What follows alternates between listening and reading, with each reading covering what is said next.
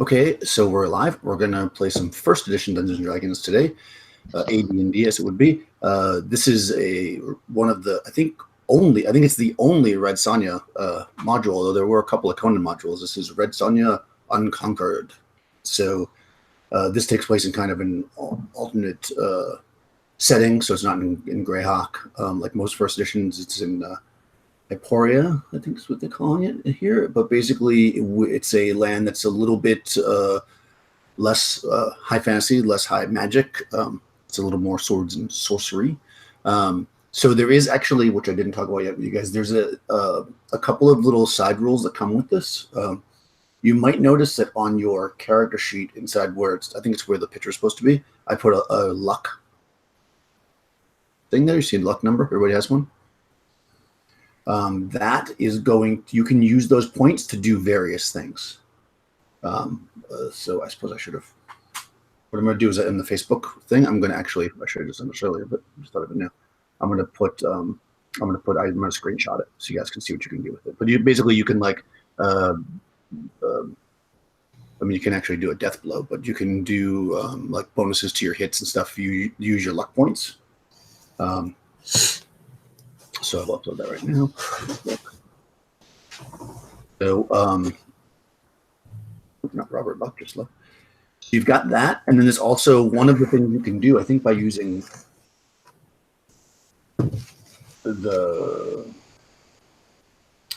another factor here is there's a fear factor, which might come into play with our magic user, maybe, if you wanted to like try to scare people. There's a fear. They call it fear check. So, because you guys are not used to seeing monsters and such, even something like an orc would be very, very out of place. Most of the things that you're accustomed to fighting are humans, basically. With the occasional wild animal, that kind of thing. If you were to see any kind of a creature, it would be pretty shocking, pretty rare. So, any questions before we start? I'm going to dive right into it. This, hopefully I stay organized. Only question I have that you may have covered is it looks like it says that we have a certain number of hit points, but then it says current hit points. Are we starting off injured? Some of you, yes. Okay. I'm not injured, yep. I just want to make sure I was reading that right. Cool deal. Yeah. Or you're going to start immediately. Oh, also the healing's a little different, although instead of normal first edition healing is one point per day if you're in total rest. You'll get 1 point even if you don't rest. And if you do rest, you get half your constitution back. So if you need to rest, speaking of hit points. Otherwise, it's pretty straight with the rules. And if there's anything strange, any unusual things, I'll let you know as we go. Monsters, I just went over that. There's not a whole lot of clerics. Most of the clerics and priests that you meet aren't actually spellcasters. They're just priests, basically. And magic, as I mentioned, is pretty rare. So as we open the story, Sonja, who is Mo playing Sonja, you are separated from the other group. So I will start with you. You're in the entire group, actually. You guys are in this small village. You came upon it to seek some shelter and rest, and it was under siege by some kind of mercenary bandits, to which you got involved in helping the village as they were being slaughtered. Currently, Sonja, you are facing off against a mercenary in a hut. He's got a broadsword and he's facing you.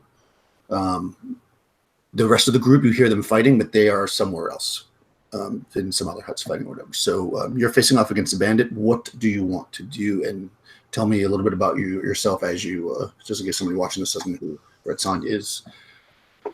What are you doing? Okay, so she's, I'm going to be playing the beautiful warrior woman, Red Sonja. And she has been blessed by the Red Goddess herself after some tragedy that happened when she was young. She's been pretty much a wanderer, a mercenary, and helping those out who are in need. But she's known for her vibrant and red hair and also her fiery personality. and she looks at the foe in front of her with her broadsword in hand and says, "You have faced against the wrong person today." Fantastic. Now, do you have multiple attacks? I think you do, actually. You're gonna have to forgive me on this one. I'm not familiar with this particular edition at all. It's okay. I'll have everybody's characters open so I can. Sonja, I think you do because you're. Let's see. Well, it doesn't Yeah, it does. say. Hold on. I just gotta find it. Yeah, Mm-hmm. There it is. Number of attacks. number of attacks. Where is that? You have 3. Yeah, 3 every 2. Okay, so being that this is actually, I'll roll anyway. So 2 attacks. This is the 4th round that you've been engaged with this bandit. So it is. So the way 3 every 2 works is the first round you get 1, the second round you get 2, third round you get 1, fourth round you get 2. So since this is the 4th round you've been engaged, you're going to have 2 attacks, which means you automatically go first. You don't have to roll initiative. Oh, okay. So she's going to. Dang, it looks like he stopped. Oh, there it goes. There's a little bit of lag. Sorry. So. Oh, I stopped. I'm going to lower my bandwidth. I feel like No, that keeps it's happening. me. It's us. It's most likely us. Yeah. Hopefully you can hear me. But she's going to take her sword and she's going to run up him and try to plunge her sword into his gut. Okay. And then if she gets it in, she's going to take her second attack and go up with it and try to cut him through. Okay. Go ahead. Make an attack roll. Roll d20. You're so violent. It's Red Sonja. She's not, you know, I have to try to do her I don't know justice. if I want to sit this close to you anymore. I got a 17. Okay, well that's definitely gonna hit. The bandit is wearing I think chain armor or something. He's got a armor class of 6, so you only need a 4. So that clearly hits. Go ahead and do some damage. He's medium size, so you can do 2d4. That's 2d4. Yep. 4d4. Where is my other? Okay, 2d4. So I did. What is that number? It's a 3. I did 7. All right. No need to make your second attack as your single attack goes into his gut and thrusts up, and the bandit or mercenary drops, and you hear the sound of combat coming from the hut next door, to which we cut, and we see the other 3 of your party. You guys have just taken out 2 mercenaries that were beating on an old man who is now laying on the ground looking up at you. So I'm just going to go left to right to me. You guys can quickly introduce your characters and let me know what you want to do at this moment. So Robin. Yes, hello guys. Tonight I will be playing Kainen, a thief fighter guy. I tried to share my screen to show a picture of him, and now Google Hangouts is freezing, so if I disconnect, you know why. Apart from that, he will be wielding his broadsword as he runs towards the fight. Did you say there was a guy lying on the ground? There is. There's a... you've just finished off 4 mercenaries. They're laying on the ground in front of you, and on the ground is also a villager. Okay. I will run over to him and grab him by the arm and say, "Have you seen the woman? The woman with hair like a flame?" I haven't seen anybody. I ran inside to hide from the and then he dies.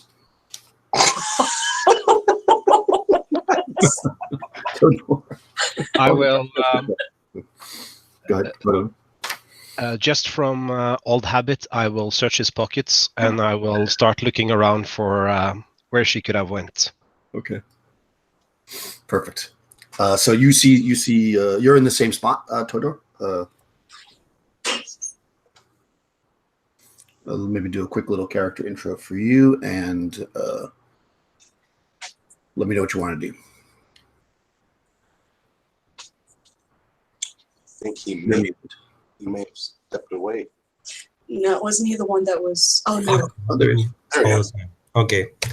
So just as the villager drops, I will come in and say, well, I'm sorry, I really missed all that fight, but do you need me to raise this villager for you to continue your interrogation, or are you done? I think we're good. I don't think he could provide any information anyway. Good. Because I really wasn't into this today, but I mean, that would be a small thing to do because you did all the fighting after. Anyways. So you hear this, Rush. You can introduce your character and let us know. Okay, so I will be playing the role of Galen, who is a thief, fighter, rogue, swashbuckler, lover of women, fine drink, and good friends. I am there, and you said I am there in the hut with the other two? Yes. Okay. And you said we have an old man and a villager both lying on the ground. The old man is the villager. The old man is in the okay. And we have a dead bad guy in here as well, right? 4 of them, as a matter of fact. Oh. So I kind of look around, admiring the handiwork, and you said the old man. Is the old man still alive? Yeah. No, he died. Okay. He could be. So I kind of raise up from checking on the old man and just have this kind of look on my face, and I just be like, "Damn." And he says, "What?" And I'll turn to the other two and sort of, I don't know if it's a door or a flap, what kind of a hut this is, but I'll open the entryway and say, perhaps we should check the outside, gentlemen. Perfect. That means you're not surprised as you turn towards the entryway to open it, and 3 mercenaries step in. So now, yes. Step back. I'll say, it appears they come to us then.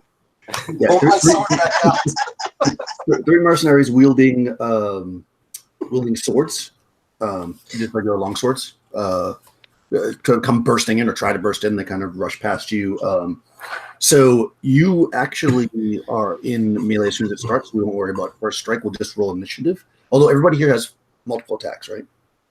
Yes. Yeah. Of course I do. I mean, oh no, actually the wizard doesn't. All right. I So, wouldn't I?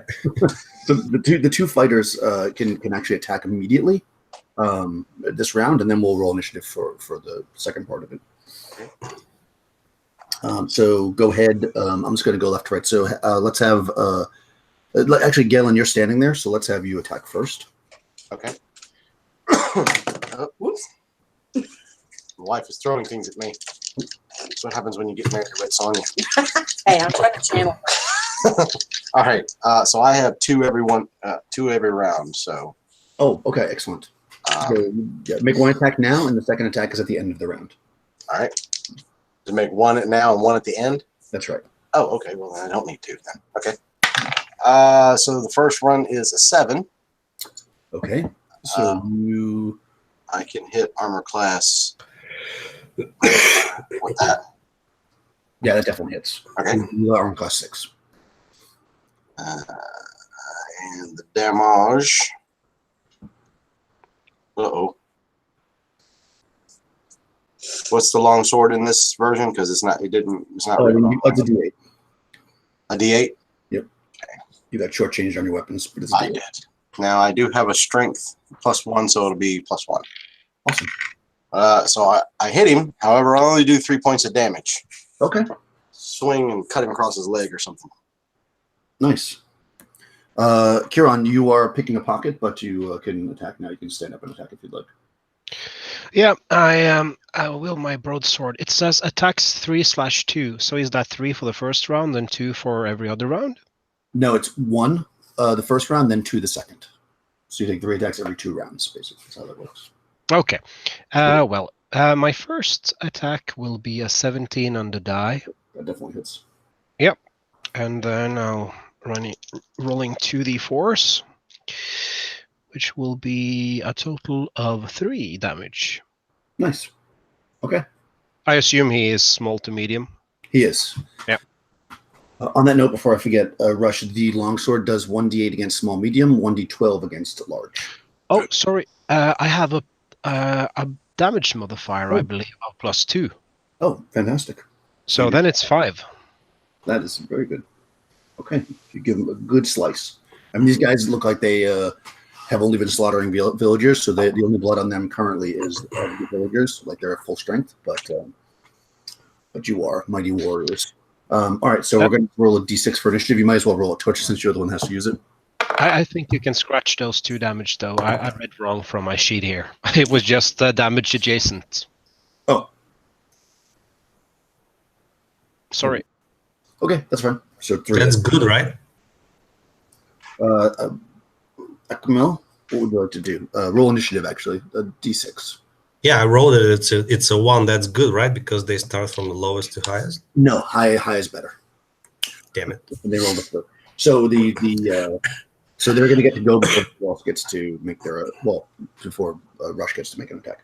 So they're just going to go 1 each. They spread out and each go after you. I'm just going to go in my order. So the first one's going to go after Galen. He rolls a 12. Oh, you know what I have? This is pretty cool. If I'm dead. My AC is 4. This was apparently part of Dragon Magazine. So it's a combat computer. So I'm just going to turn it to their roll. Yes. So he is actually 3rd level. So his roll is a 12. That hits armor class 6, which I'm armor class 4. 4. So you deflect it, no problem. The other guy, second guy is going to go after Kyron. He rolled a 2, which is definitely going to miss. And then finally, against our Akmal, he rolls a 19. That's probably going to hit. I have to assume, since you're probably not wearing armor. It's okay. I can go to bed early today.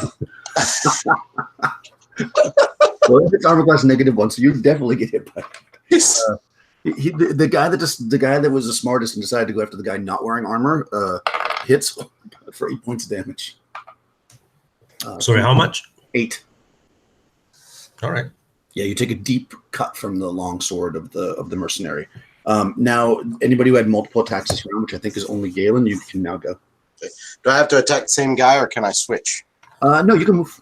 All right, I'm going to attack the one who obviously attacked my wizard friend. Okay. So we're going to switch over to him, and we're going to roll another 7, which hopefully still hits that guy. You're just a straight fighter, right? I'm a fighter thief. You know what? He's fully engaged. I'm just going to do a quick roll here. Yeah, I'm going to let that count as a backstab because he's focused. Doing 8 points damage against the wizard is a full, so you can have a backstab for that. So double damage. Oh, what level thief are you actually? Roll a what? What level thief are you? 4. Yes, double damage. Nice. All right. Do I just 1d8 and then double it? Yep. So that's 5 plus 6. So that'd be 12 points of damage. Wow. Okay. Yeah. I mean, he took he stabs into the wizard thinking he's a badass, and then drops to his knees with a massive hack at his backside. Though he's still alive, but barely. Stay behind me, my friend. Okay. So coming into the next round, anybody with multiple attacks, that's both of the fighters get to go first. So Can I at least do something like? No, you're not allowed to. You just stand there and be quiet. Yes, you can do something. I'm sorry. I got excited by the fighters. I'm sorry. Yes, go. So basically, this. First of all, are they attacking us, or are we into their compound and like we are the intruders? No, they are attacking the village, and you are defending the village because you are good people. All right. So this one that just stabbed me, I'm going to grab his hand. I'm going to reach into my wound. I'm going to take some of that blood. I'm going to smear it all over my face, and I'm going to just go, "You are in the wrong hut, you mortal fool!" And I'll try to be as fearsome as I can. Yes. I'm going to pretend that I'm going to do some awful death magic that is going to obliterate him and everyone else. I want everyone else to see that. That's awesome. You do that, and then my sword like plunges out through his chest at you, and he's like, "Holy shit, that guy wasn't joking!" Fantastic. Okay, I'll let you roll it since you made the thing. Go ahead and roll a percentile. It was cinematic as shit. Let me find that. Okay. So you got it. 91. I hope the high is good. Yeah, it is. Okay, so he is stricken with fear and cannot do anything next round. But I was shouting to everyone, like, is he only the one who got scared? I was putting on a show, you know. Yeah, I mean the other guys are oh, okay. Go ahead and roll another percentile. All right. A 91 again. What's wrong? Here. Okay, yeah. So I'll give you the other guy that is currently engaged is also feared. I'll switch this dice. No. Okay, so that I will say that this round they won't be able to attack at all because they're frozen in fear from the wizard. So just for one round though, because they haven't seen you do any magic, so they're not 100% sure. They're just. So I'm just going to go left to right then, just to make it easy for me. And also, Sonja, you can enter the tent on or the hut, I should say, on your turn. So Okay. Chiron, what would you like to do? I want to attack one of the remaining guys. Okay, the one you've been fighting, or there's also now kind of a loose one that Galleon ran away from, and then there's one that's the Galleon just ran and stabbed. I'll just continue with the one I have. It looks like the other guys got it. Okay. That's a I 3 love on you the too. die. What was that? It was him laughing. That was a Todor snicker.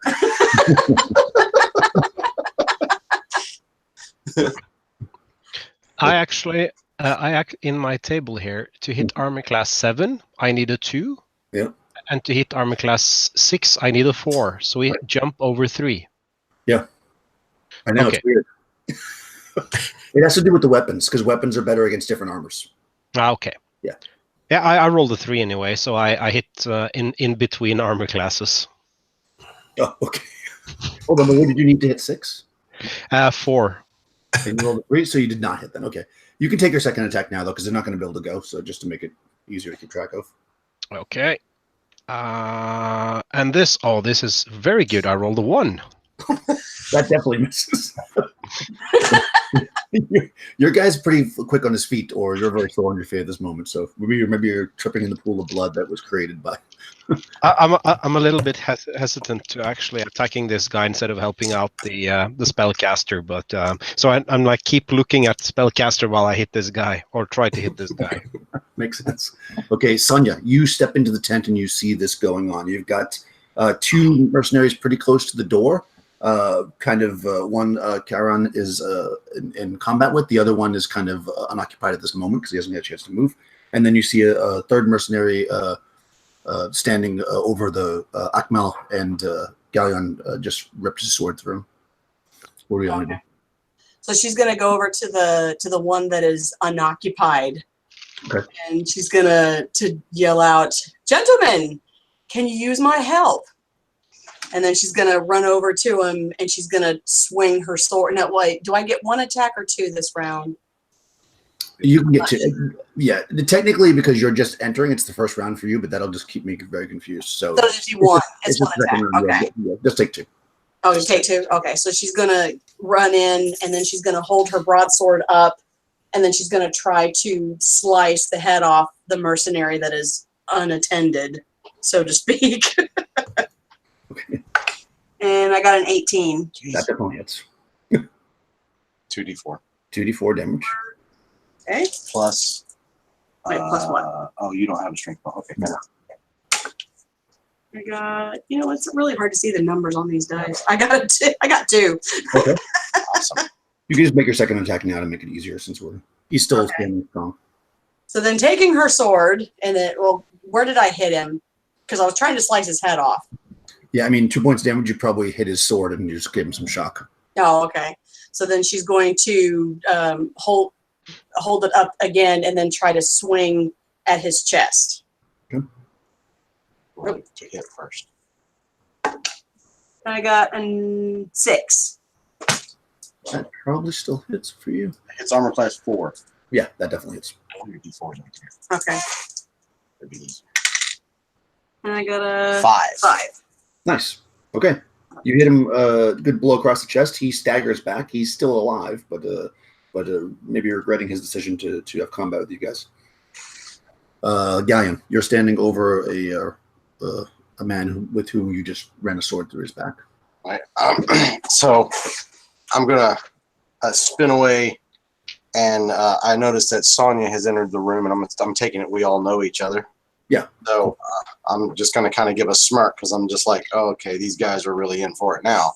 And then I'm gonna step to one of the other gentlemen, the one that Kyan was attacking, and I'm going to strike at him. So the first attack, I got an 11. I'm sure that hits. That should hit. Yeah. Yeah, that hits like armor class 1 or 0 or something like that. So that'll be for 3 points of damage. Mm-hmm. And I'm going to look at Kyan and say, they're clearly fighting indoors is not for you, my friend. And then I'm going to immediately swing and try to attack again. And this time I got a 12. Okay. And 6 points of damage. Okay. He's also very much regretting having entered combat with you all. All three of you. So finally, Akmal. Now he's going to keep up with his frightening appearance. He won't like run like a fool. Did the one before me die, or no one took care of him? No one took care of him. They left him to you, I guess, because you were. Come on, guys. Oh, the backstab didn't kill him? No. Oh, I thought it did. No. Oh shit! That's my fault. All right, one thing you'll now learn about Akmal is that he goes commando underneath his cloak. So he's going to open it and then try to pull it over this guy's, face and stuff so that he cannot see, and just try to tumble with him on the ground. Oh, you're gonna grapple him. Oh, see, I like this. I'm a terrible companion. Okay, so you're gonna grapple him. Let me open your character. I'm gonna try. Yeah, I have something like plus 14 here, which I don't know what it means. Yeah. So right. So what ends up happening with the grapple is the base chance to hit somebody is their armor class as a percentage. So since he's armor class 6, you have a 60% chance of hitting him on the grapple, and then you'll add your whatever your grapple bonus is. Let's see, you are. Yeah, so I have plus 14. So I 70, roll a percentile, and I have to roll 74 or under. 74 or under. Okay. Nice. 14. Okay, so you definitely grapple him. Now you roll a second percentile modified by your other number, if you have another number there. I don't think. I have a plus 12. Okay. But it's under damage adjustment. No, that's on overbearing. On grappling, you have 26. Aha. What?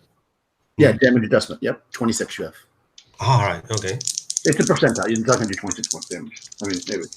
So now I have to roll under 86. Now you got to roll. No, now you just roll. Now it's going to reference the chart with damage. I'm sorry? 56 on the die. Okay, so plus 26, so 70, 82. Let's see if he's got any negatives. He's got studded armor on, so it's minus 20, so 62. Okay, and I'm going to give you 10 more for using the cloak, so 72. All right, solid points. You're going to do 6 points plus your strength of grappling damage, plus any strength bonuses if you have any. I don't think I do. I have 12 strength, so that should be like 0, right? Damage adjustment, nothing. Yeah. Okay, that's fine. He actually had 6 hit points. You knock him unconscious, actually. All right, so he's like inside my cloak. Yeah, just so you know, the way this works is the grappling damage is temporary, and they gain back 1 hit point per round of the temporary hit points. But once you knock them to 0 and they're unconscious for at least a turn. So, I believe. Okay. But if I continue grappling them, then I'll just keep adding that damage and probably keep them unconscious for longer. Is that how it works? That's right. Now that he's down, I mean, once an opponent is basically helpless like he is, you could just kill him if you want. If you want to just keep him knocked out, you can just. Ooh, I have a dagger. I know what I'm doing next round. All right. Yeah, so you can stab him. You can stab him dead next round. He'll basically be up next round, but if we'll roll initiative then, so we'll see. If you beat him in initiative, you can just instant kill him. Otherwise, he'll have 1 hit point, but you'll still have him under a cloak. I'm sitting here thinking, how do I stab him through his cloak without hitting him? Like, Yeah. Well, it's actually the next round now, so let's just resolve that first because it's fun. So let's roll initiative. So go ahead and roll a d6. A 5, yo. He also got a 5, but I'll give it to you because you're the player. So you can run him through if you'd like. All right. Well, I'll take out my dagger and I'll go for the liver because I know that the liver holds the life force of the enemy. So Okay. I'll just put it on the side and then I'll slice it up and then I'll take it out. Mhm. I'll show it to the other 2 remaining whatever and I'll take a bite. Jesus Christ. Ow! What kind of wizard is this guy?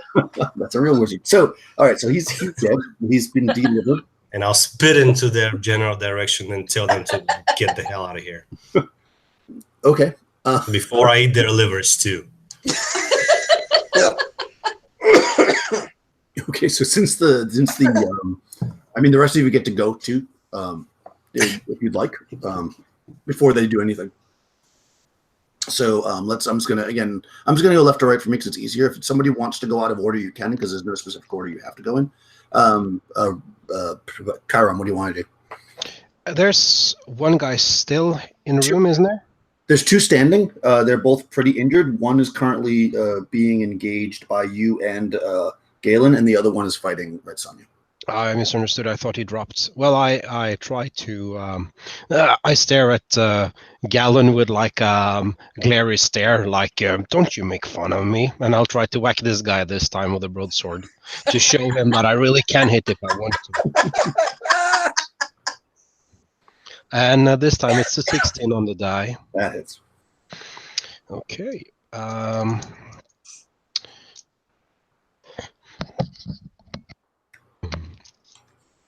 And oh, it's a 3 and a 4. I just add them together, Yep. so it's 7 in total. That's enough. So you take them down, cut them down. So again, you're actually Sonja's technically first. Sonja, you're faced off against a man, I guess, who's still standing but very injured. What would you like to do? I have a very proud smile around my face as it drops when I look at Galen.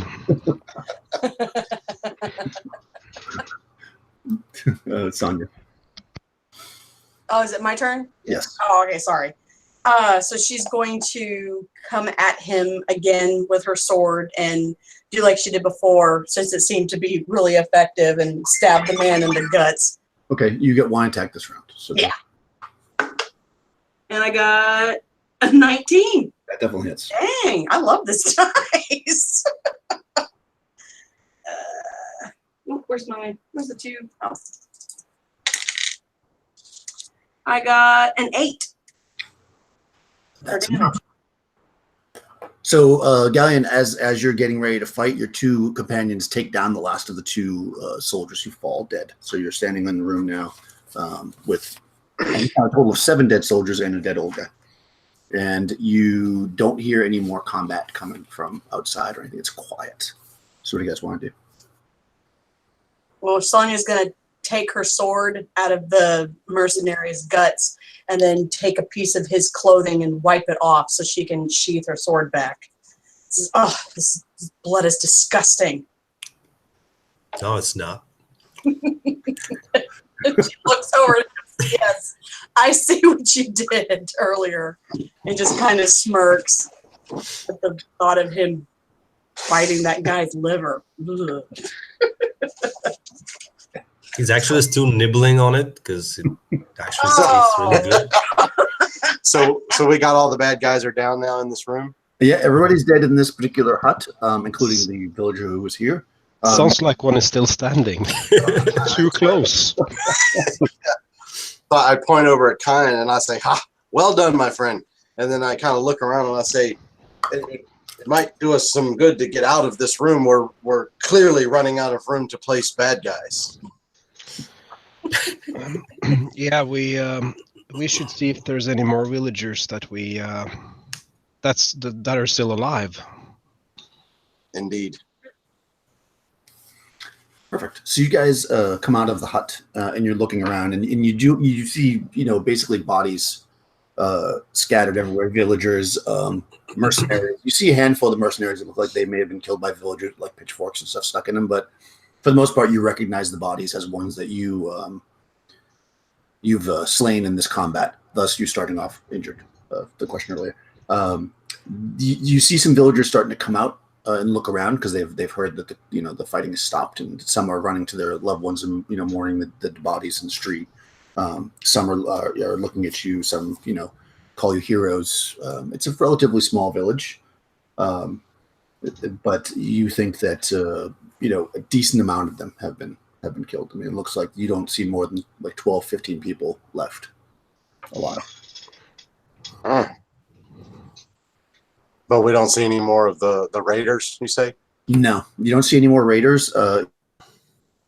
You see horses and stuff that they on. You see light bodies. So you don't see any more live raiders.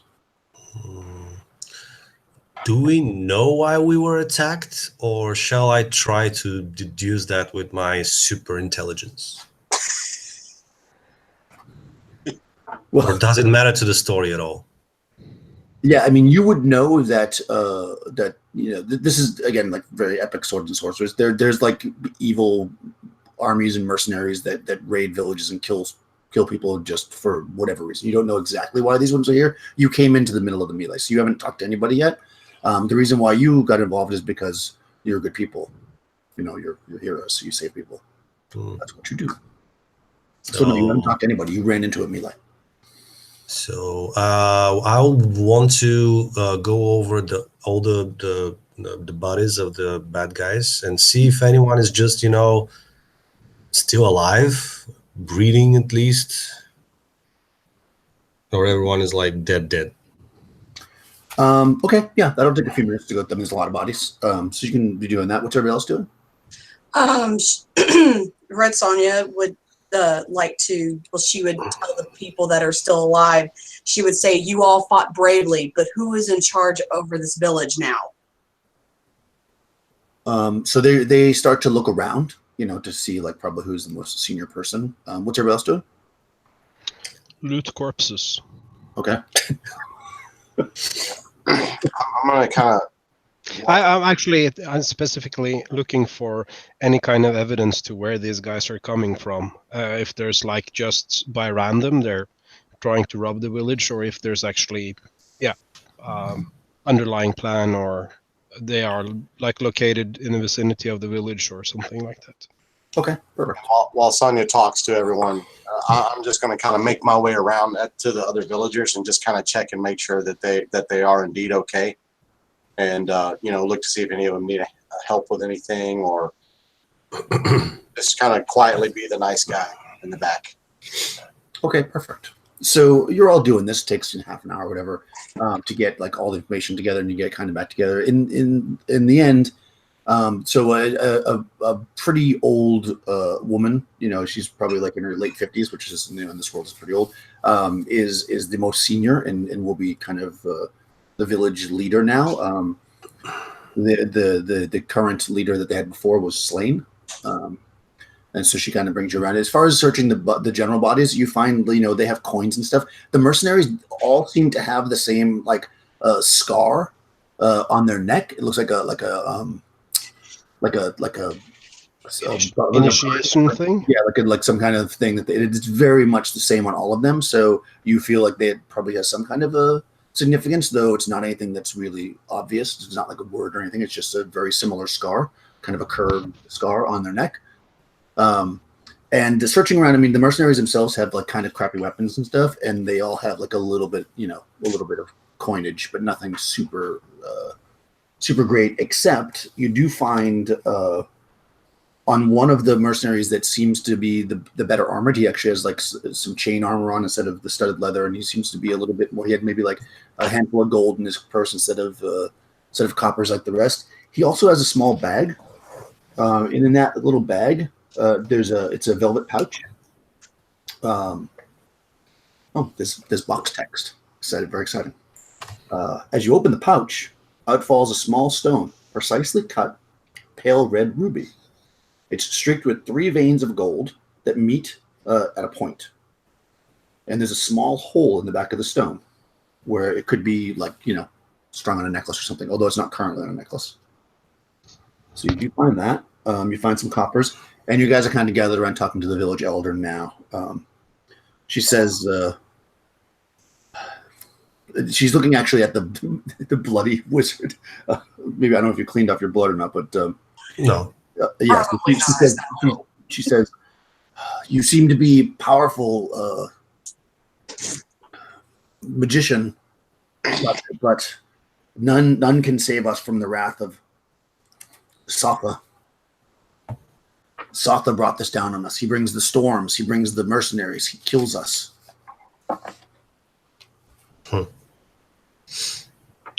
This Sata you speak of, is he some sort of god? He's a god in flesh, a worker of magics, evil to the blood, eater of men's hearts and livers. I think that's a common description for those who delve in magic. We've never seen the like. Well, Well, okay. Do I mean, since sorcerers are being rare, does that name ring a bell or anything?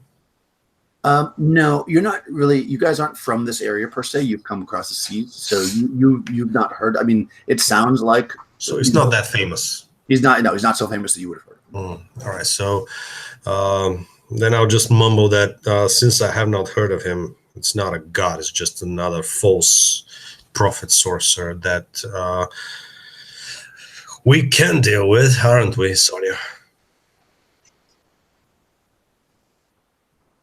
Sonja. I'm sorry, what Rush was talking to me? Ahmad would say that since we have not heard of this fellow, it's just probably just a false prophet sorcerer that we are going to deal with, aren't we, Sonja? That is correct. Why? And she looked at the crone and asks, well, why would he attack you? And I'm probably not speaking this the way she usually speaks. I do forgive me. But she would ask, why would this false prophet or this false god be attacking this poor little village? Because obviously the village, they're not rich by any means. Mm-hmm. They don't seem to have any, they're not of any significance. He takes our bodies to experiment on, obviously. Yeah, you could have asked me, Sonja. Yeah, she's kind of a bit frightened by Akmal, but she says that the wizard and his men have taken bodies. Not all wealth is in coin. And where does he take these bodies? To the 7 hells. And do you know where that is located? The river Styx. I mean, I'm assuming it's not really hell. Yeah. It's gotta be I a believe the place. question is where are the bodies taken in order for them to leave this plane or this? I mean, they have to take you somewhere. I mean, do they just? I mean, we do not dare follow the mercenaries, but when they leave, we're not soldiers. We're just farmers. But no one's come back to tell, right? That's correct. Nobody comes back. When they attack, do they always come from the same direction? Well, yes, I'll say from the river. From toward the river. Yeah. Perhaps we can. Well, that being the case, I mean, that's pretty much where the road is. So, I mean, they come from the road. How often do they attack your village? This is the 3rd attack this season. So I figure in the last 4 or 5 months. Okay, so there could be quite some time before they try again. Yeah. Perhaps they would leave fresh tracks by the road. Do you think? Yeah, I think we will need to track them if we not planning to stay here until they arrive, which could be some time. How well traveled is the road by the river? Is it traveled often, or is it? Yeah. To get to the river is almost a day's journey. It's not there's a well traveled road along the river. This is a side road basically. It's not super well traveled. I mean, they go up there and they trade. She tells me. So it should be easy to pick up this number of horses traveling at once. The tracks, they wouldn't have been. The chances of their tracks being run over top by other people would be fairly slim. Is that a fair statement? Yeah, that's a fair statement. I mean, she doesn't know, but I'm telling you. Yeah. Oh, okay. I mean, she doesn't. I mean, she knows nothing about tracking, but yes. Well, I would look at the others and say, well, it appears that if we are concerned in helping these people further, that we can just try and find their tracks and see from where they came. And she would nod, and Sonja would say, yes, we need to find out who is doing this to these poor people and stop them at whatever cost.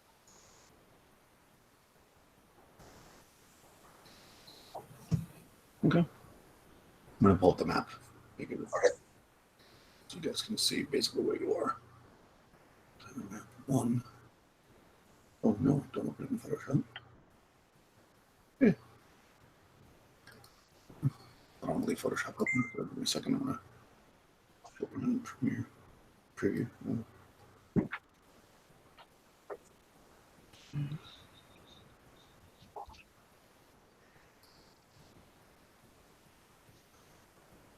There it is.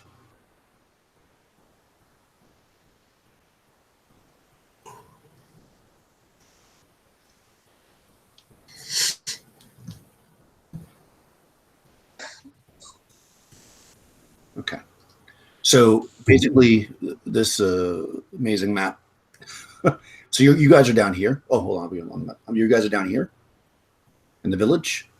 You actually came from over here. The sea is out there. Like, oh, this is the sea over here. Okay. So this is the major river that runs through. You guys took this course down, just kind of exploring or whatever. When you came across the village, they often go to the village to make trade. They know there's like a relatively large town up here, although they don't really go there so much. So you can see that like this is surrounded by forest and stuff. So anything approaching generally comes from this area because it's much more clear. So yeah, they generally go up here and make trade by the river. Okay. Yeah. So where you said they make trade by the river is kind of where they think that the. Well, yeah, there's only one road coming out here. So you definitely find the mercenaries' trails here. You'll have to travel up the road to see which direction they go. Okay. If that's what you want to do. So you do. Do we have our own horses? You did not come on horses. Because you came from across the sea. You've been walking. But there are horses here if you'd like to take them. They're from the mercenaries. We just got our new horses, I think. The horses are pretty worn out, but you feel like you could ride them for a bit before they need to be rested. Or you could rest, let them rest first. It's up to you. Or turn into ratios. Yeah, you just want to go now? Well, I mean, as long as it's faster, if there's, we don't have to work the horses to death, but they should still be faster than us walking. And I would say that time would be of the essence here. So I believe the wizard and his men expects the men we killed here to come back.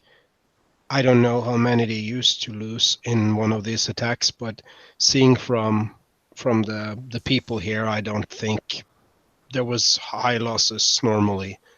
And if there suddenly are nobody coming back, I think they would get very suspicious and probably send out a new gang quite fast. So we would probably beat them to that if we could.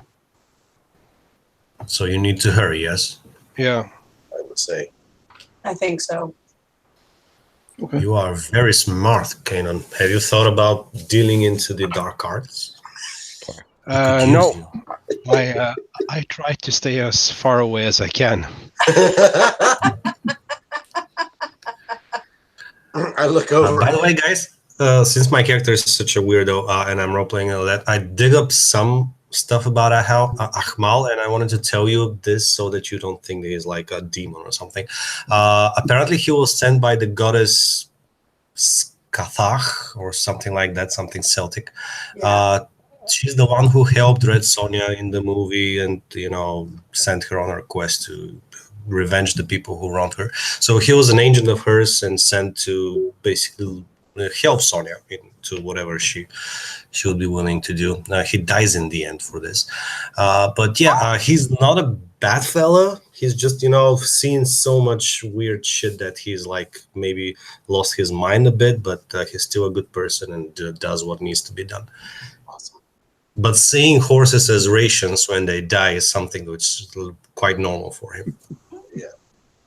That makes sense. So as he's talking about the dark arts or whatever, Galen would kind of reach over and elbow him a little bit and says, he probably has no taste for liver. That's probably why he has no interest in magic. Oh yeah, I've never seen him share my plates before. You're right. Don't rightly say that I blame him. But anyway. Before we leave the village, I just want to tell the new village and chieftain. Anyways, that she needs to make sure, however they are sorrowful and about it, before the night, they should make sure that they gather all the bodies and burn them unless they really want to fight them again, and they don't want to do that, and they should trust me. I just want to scare them into burning all the bodies so that, just to make sure no one comes back. Yeah, she seems to take your words, very seriously, and immediately starts to assemble the younger, people to bring the bodies together to have a fire.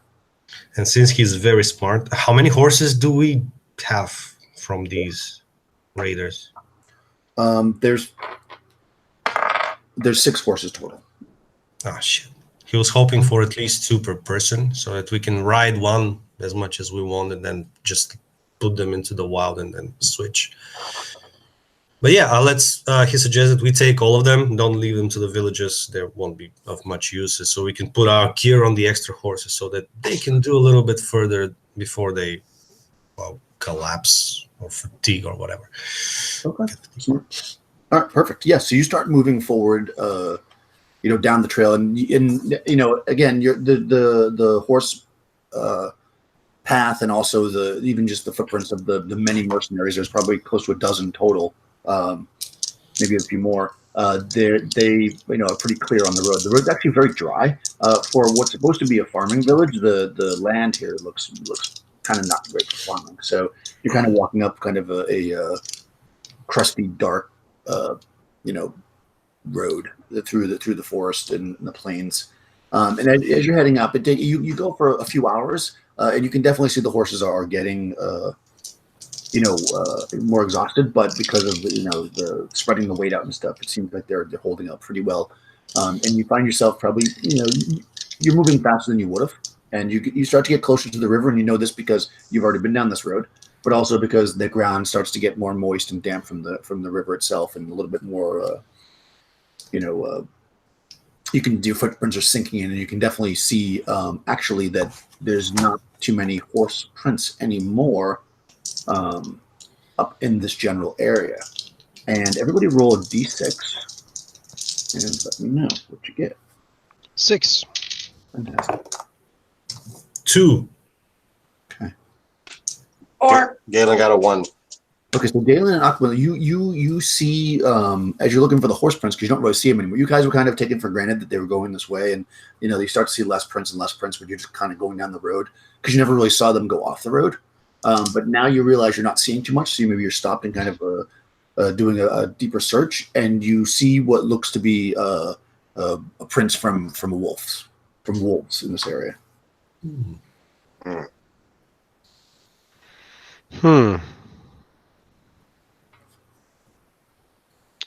Well, we would probably better off avoiding the wolves, I guess.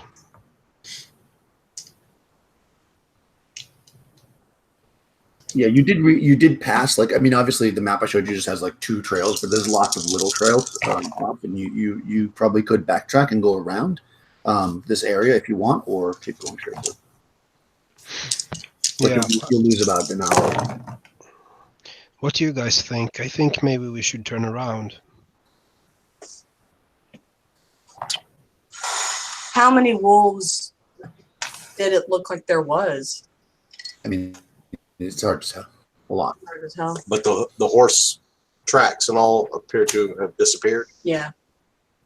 Yeah, you can't really see too many horse tracks or any really in this area where it's more damp, but you definitely see wolf tracks that look fairly fresh. And you can't tell how many because they kind of go back and forth on the roads. Okay. So yeah, Galen would turn and say, I agree. I do not see the tracks of the horses anymore. However, there are wolves, and wolves tend to be very hungry. So I would say we are definitely down the wrong path at this point. Then let's see if we can try to find another way. If there are only maybe 1 wolf or 2 wolves, but we do not know how many there are. It could be a pack of 10. From And- all this, Sorry, go ahead. I apologize, but from all the footprints on the ground here, I guess it's more than 2. It looks like a little group that has been like circling for prey or something.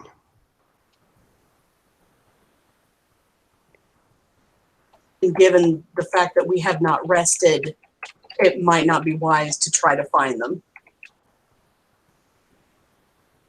Or seek them out, I guess you could say. Yeah, I have been thinking about something while we rode down here, and it could be that they're not taking these people away to sacrifice them, that they actually just sell them as slaves as well. And if they normally do that, I think we might have even less time on our hands. It's a possibility. Well, is there anything on the trail that we're following to give us any indication of what direction we could go from here? I mean, I know there's the horse tracks are pretty much ending, and now there's wolf tracks. Is there any other signs in the area that would pinpoint us where we need to go? Well, I mean, if you were just heading towards the river, you would keep going the direction you are, but you did pass several branches, other trails. You've kind of following the big trail. You could certainly go back a bit and turn around and go up a trail that runs, you think runs roughly parallel. Okay. It's still the middle of the day, so you can kind of tell what direction you're going. Okay. So do we want to maybe backtrack? Yeah, I vote for that. Indeed. Aye. Okay. All right, so you go back. You're going back the way you came, obviously. So now, of course, you see your horse prints and stuff. And you go back again. You lose maybe like a half an hour or so before you get to the next trail that seems to be running in the direction that you want to go. And you take that trail and start to head up. You don't see, because now you're on the lookout for it. You don't see any signs of wolves around here, although you're back on that kind of hard ground again. And because you're kind of running a little bit in a different direction. You're heading towards the river, but more of an angle. And as you're heading up, who's leading the party? It's a pretty narrow path now, so you're going to be in kind of a single file. Where is Akmal placed in the group? Well, he would prefer to be somewhere in the middle, along with the back horses that we chose. So maybe like 2/3 to the back? Yeah, at least someone to keep up the rear, and then he would be okay. Then I would be leading. Okay. So then, Chiron, you are, leading the pack through the woods. You're kind of, it's a more narrow trail now. And you do start to come into the more marshy, it's kind of, and it's like, okay, so now we're kind of like where we were, we made up that time.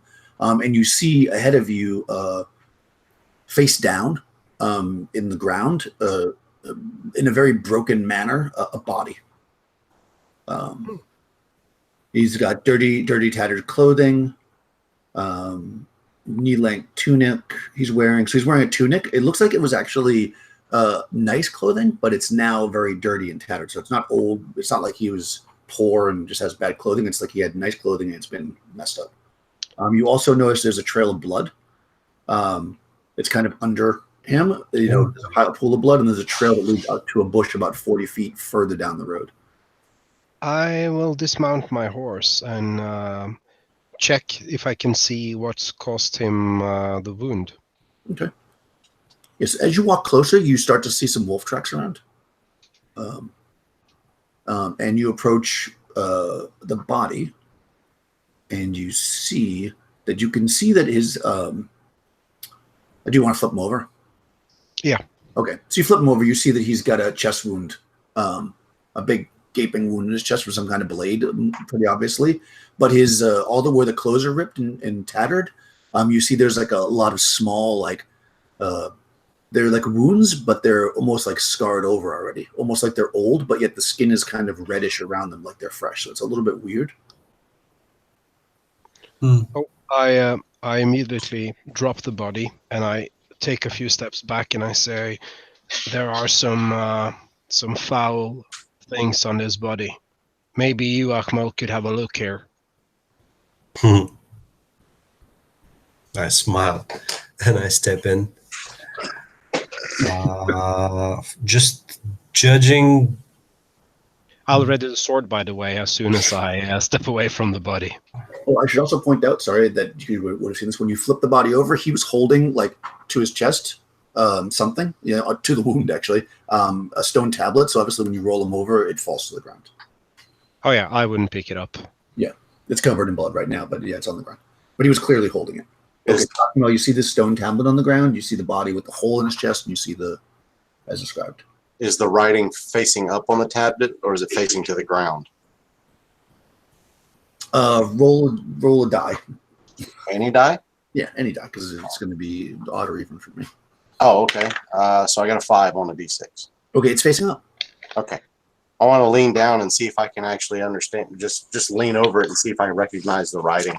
It's less writing than it is. Let's see how to describe it. A small tablet of granite has been crudely carved from a solid piece of stone. In its center is an oval indentation, which appears to once have held something. Dark fumes emanate from the edges of the indentation, but they do not cross it. So basically, it's a block maybe this big, and it's got these like veins running in it, and then they all go to like this oval indentation in the center. Cool. Question. Yeah. My spell comprehend languages. Magic user is able to read an otherwise incomprehensible written message such as treasure map, but not the magical writing other than knowing that it's magic. Yep. Would that work on that? I mean, my character would probably know. Yes.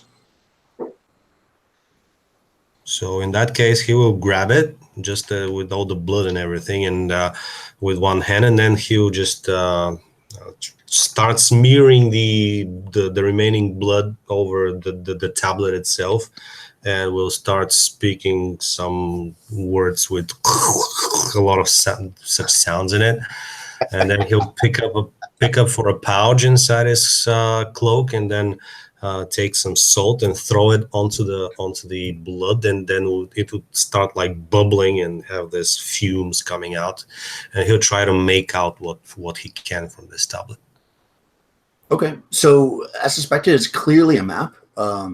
You can tell that it's missing a piece though, but it's a map of this area, and the lines running through it are representative of the rivers, but you're missing a component. What would that component look like? Can I just judge by the whole of it?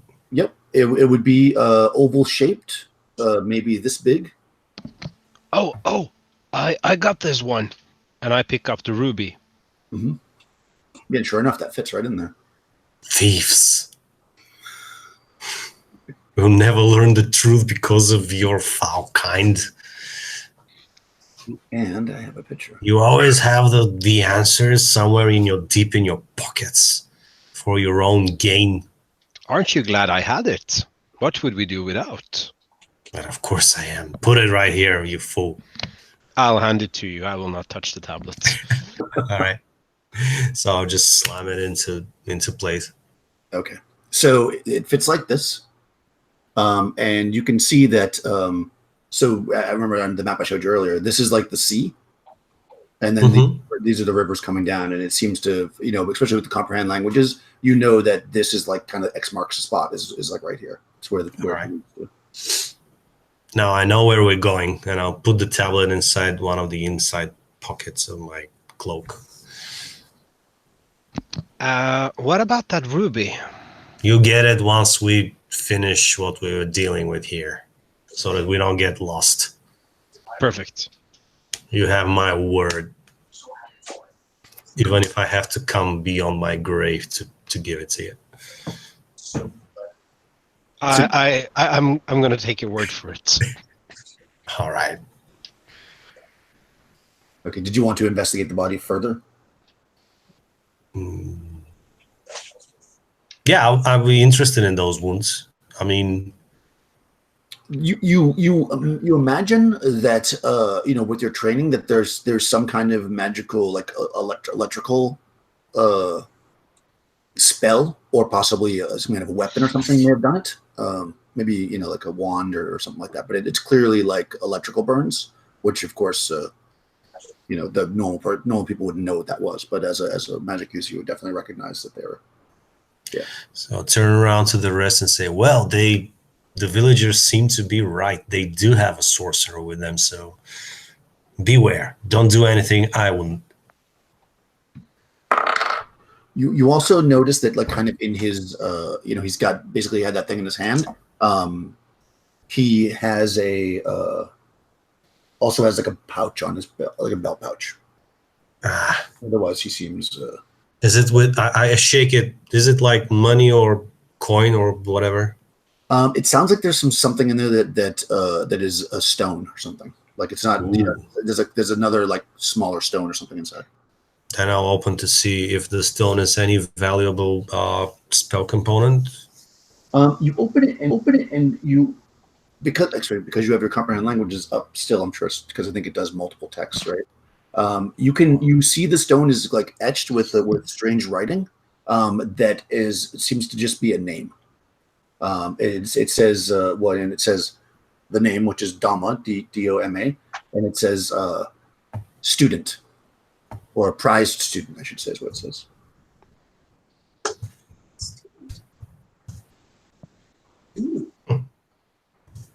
And it's just like a finely polished stone, like something you might put on a desk or something. Odd. Do I make of it that this guy is a student of Soltha and just electrocuted himself? Does this guy look like a magician to me? Does he wear any armor? He's not got armor on. He has fine robes on. Oh, nice. So can I try to determine if there was any mishap, a magical mishap that might have happened? Sure. Yeah, you can. You're investigating around to kind of see what that is, and as that happens, you actually hear or feel two things. You feel this kind of crackling.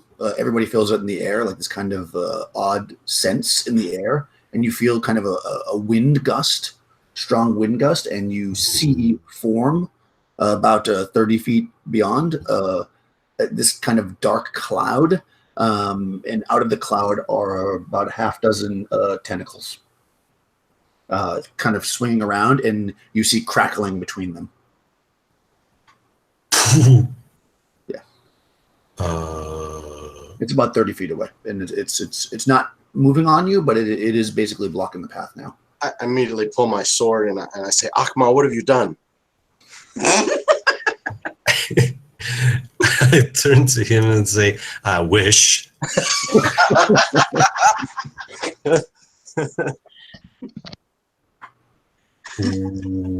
Give me a moment to think. Yeah. Yes, please, think fast.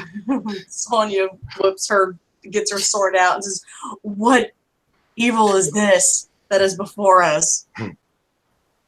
It seems to be, the small cloud now seems to be getting bigger and bigger. But it's not physically moving closer to you, but because it's getting larger, it's starting to wrap around, mostly in the woods. Like it's not getting super close. It's still about 30 feet away, but it's forming. You could figure it's kind of starting to form a circle around you. May I suggest we reconsider this path as well? Is it windy? It's creating wind. Wind is coming from it, I should say. So you would Damn know it. it's creating wind. I can create darkness for us to make ourselves scarce. Yeah, that would be perfect. Darkness and this tentacles. It's exactly what I wish for. Then and it's kind of like almost like you could imagine like if you were coming to an area with fog, like the fog is just rolling towards you, or around you more. Haste is an area of effect. Wow, I can haste us to make ourselves scarce. Then, if you're scared of the darkness, you can, but it also makes people age. So just be wary of that. I mean, I don't know if you care. I know it's a one shot, so you don't care, but it does make you age. Yeah, but my PCs my friends' characters would care. Yeah, not that mine would. Not that we would know. Well, only if you've done it before. I mean, you wouldn't know. I'm just letting you know that, just so you know. I mean, that's more out of game than anything else. Anybody you cast on, I think, ages 1 year. Well, then I turn to them and it's like, quickly, darkness or getting the hell out of here like lightning. With haste, we could bravely run away.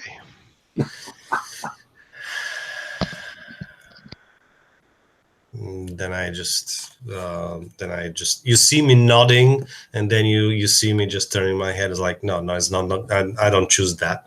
And then you see me take one of the pearls that I have around my neck, and then I just throw it before the creature and create a huge area of darkness, which is 50-foot square area, lasts for 3 turns. Oh, wow. And I start running towards the closest woods.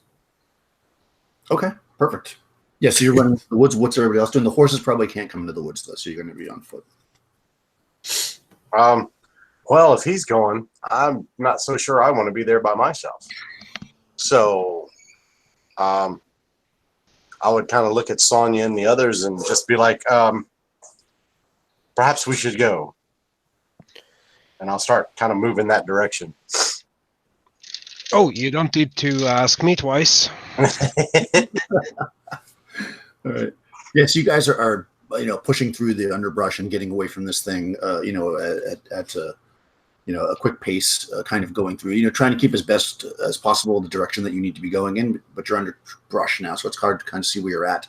So you travel for maybe 10 minutes, or the darkness lasts for about that long, or actually it lasts a little longer. And just as you're maybe thinking, to turn back or see what happened, the woods open up into a little bit of a clearing, and you see in front of you a cave. And walking out of the cave is an old man with a beard and a cloak. And he steps out and he says, I've been waiting for you. You have? Who are you, old man? I know many things. Thus I knew you were coming. I am Saltha, and I have been misrepresented by the villagers. Please, let's talk. And he turns and walks into the cave. I kind of look over at the others. We need to be very, very, very sure about entering before we enter this cave that we want to do that. He could have all kind of traps inside.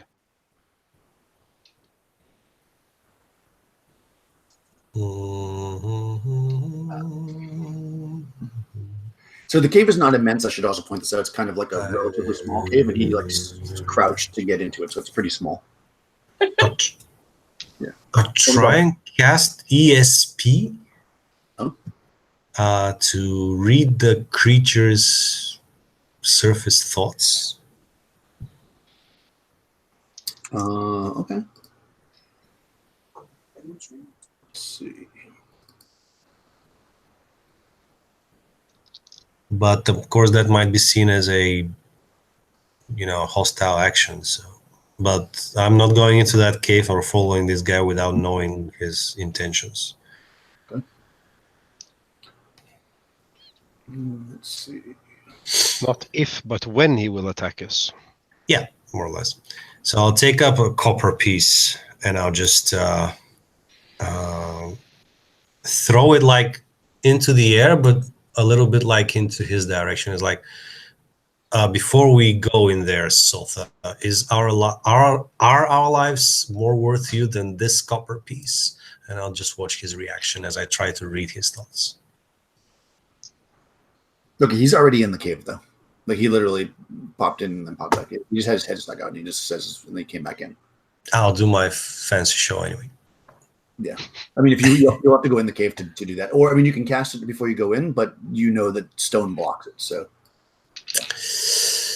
yes. you Then, can yes. turn it on before you go in, but I know it's not as glamorous to do it. Of course, I'll risk my life for the others, and then I'll tell them that I can go inside and ask what this is all about. And if I don't come out in 1 minute, they can choose to save me or make themselves chaos. But this is a game of heroes and stuff. So, Well, Sonja's gonna put her hand on his shoulder and said, "You should not go in alone, my friend.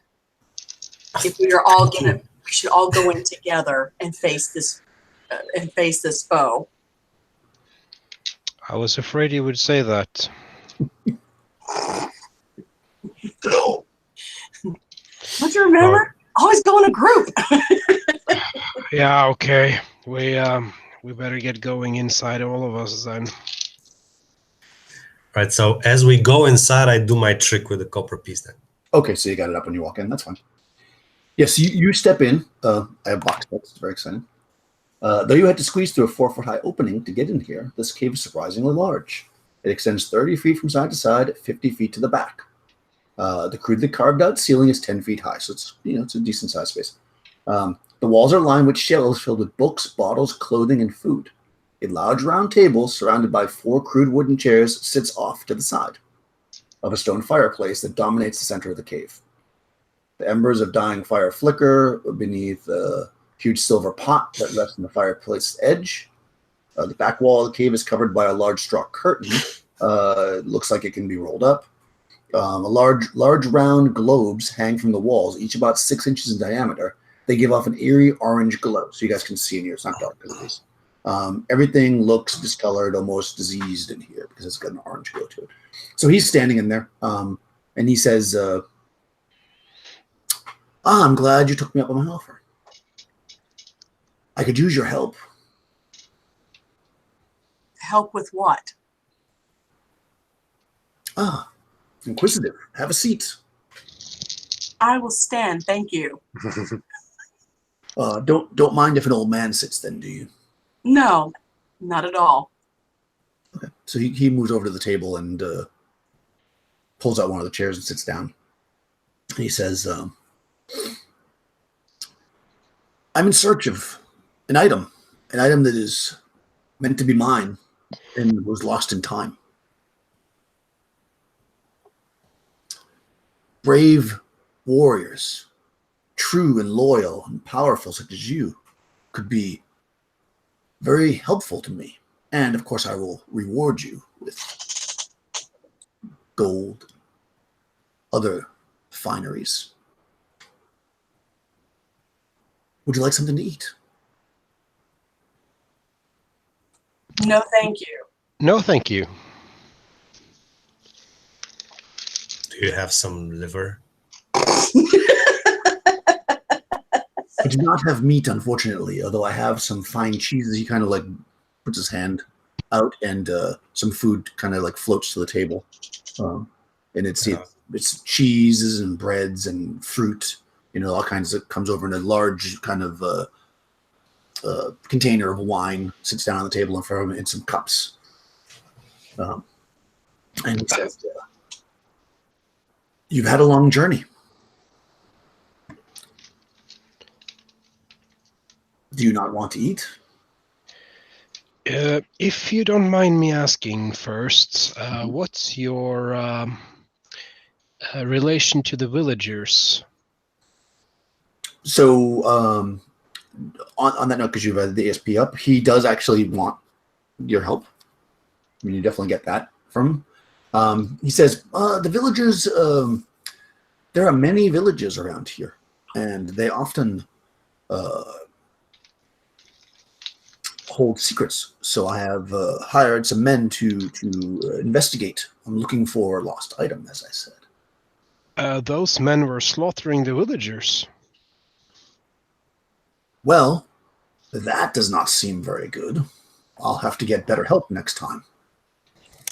And you can sense that, like, he kind of knew, but he didn't necessarily order them to do it, but he doesn't really care. They have been to the same village 3 times in a row within the last 4 or 5 months.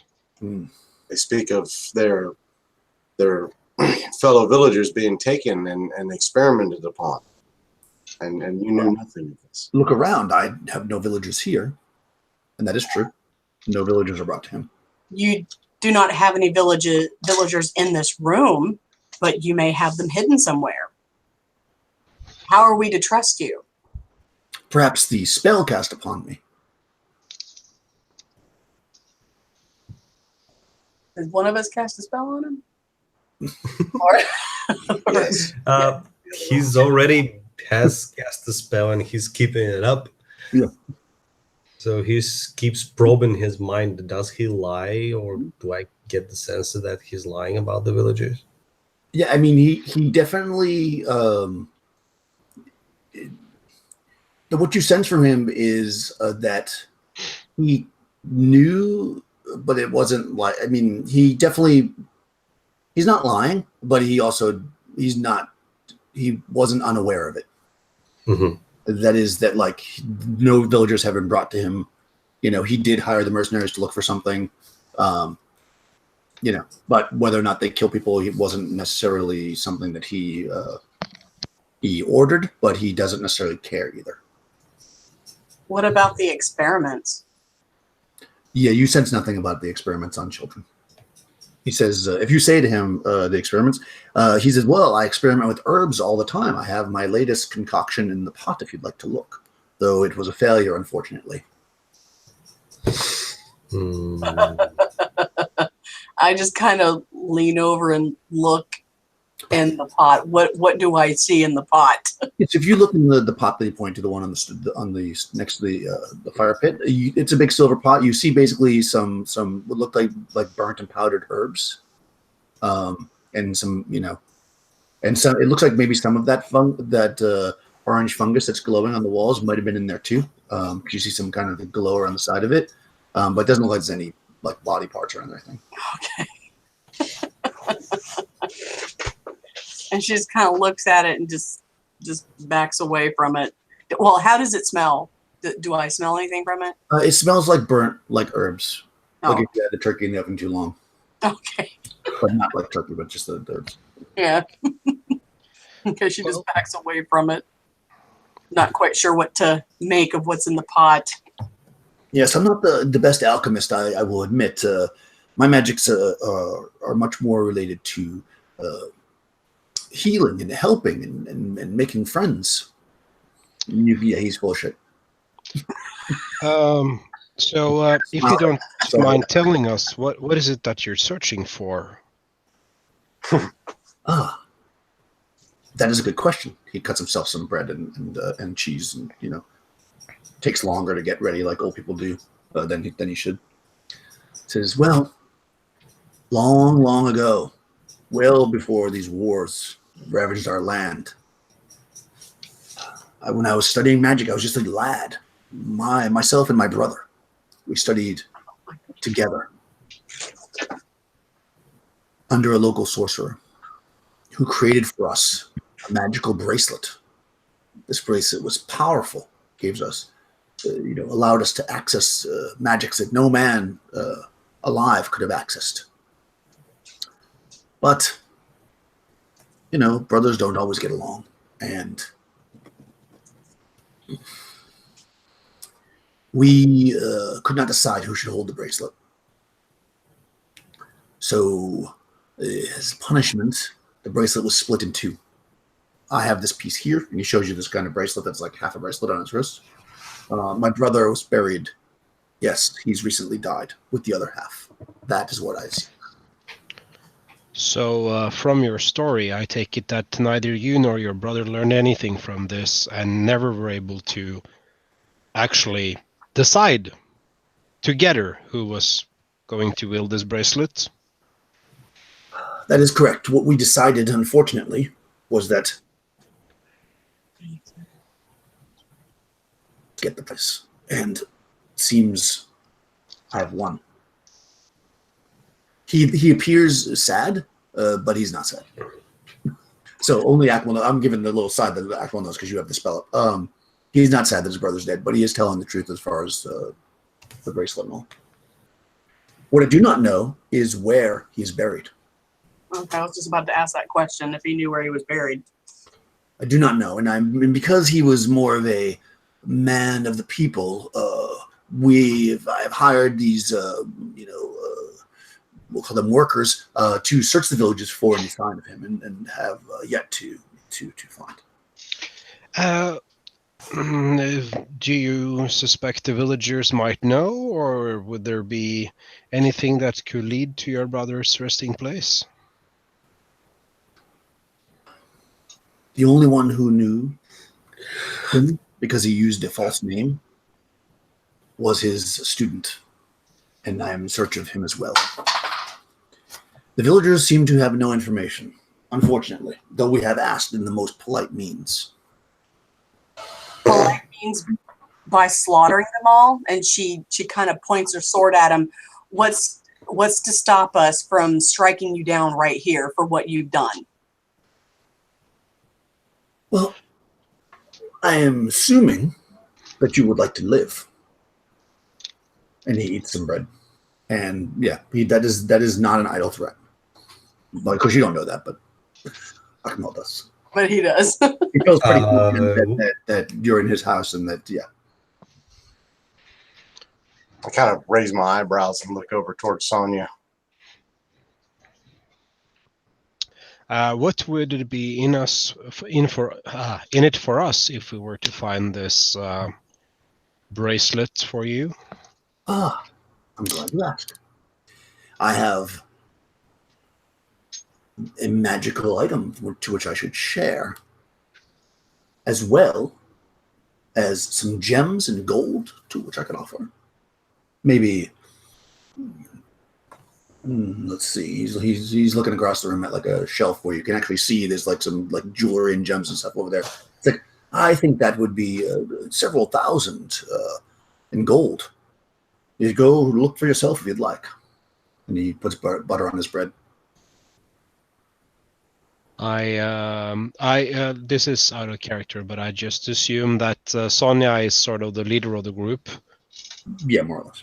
Yeah, so I'm gonna like look over at her to see what she thinks of this suggestion.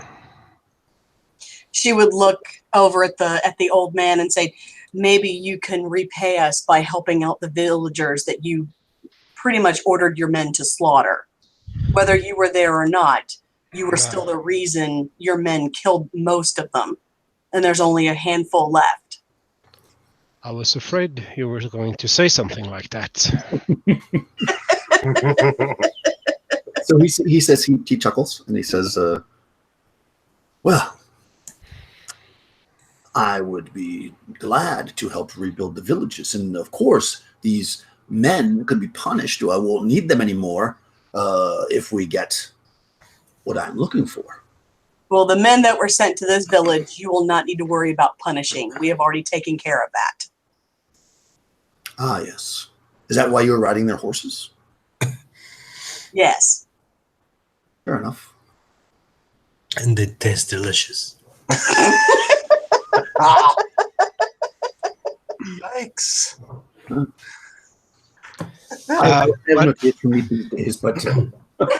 But it could take time to find this bracelet of yours. So maybe Maybe we could use some of the money you have to offer us. Yes, you may need to bribe or ask to find this apprentice of his. Exactly. Yeah. Bribes are so expensive when I come to think of it. Okay, so at this point, your spell now has dropped. Did you get? Hold on, what level are you? 9th?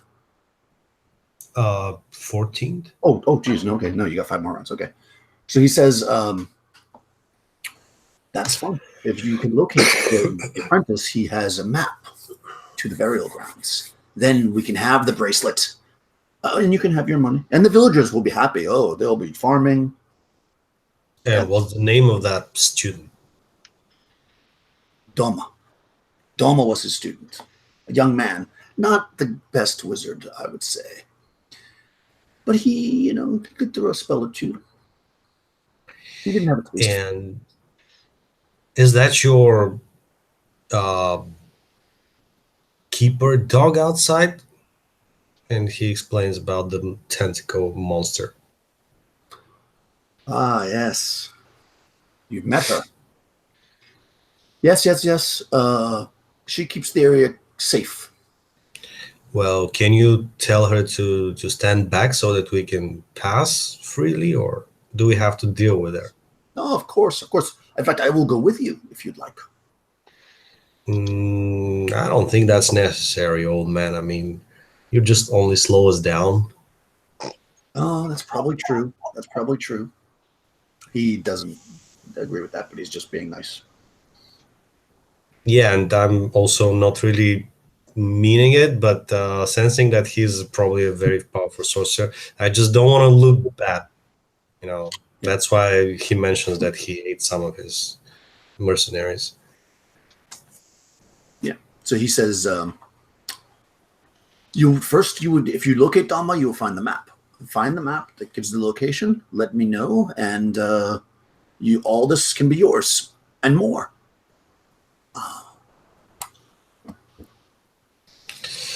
All right then. Go ahead. Sorry, I'm just saying. All right then, and I'm making a movement to stand up. I was sitting at his table actually, and then just a hand gesture towards Sonja, which would mean like it's something only between us. That great danger. Just don't lash out with your sword.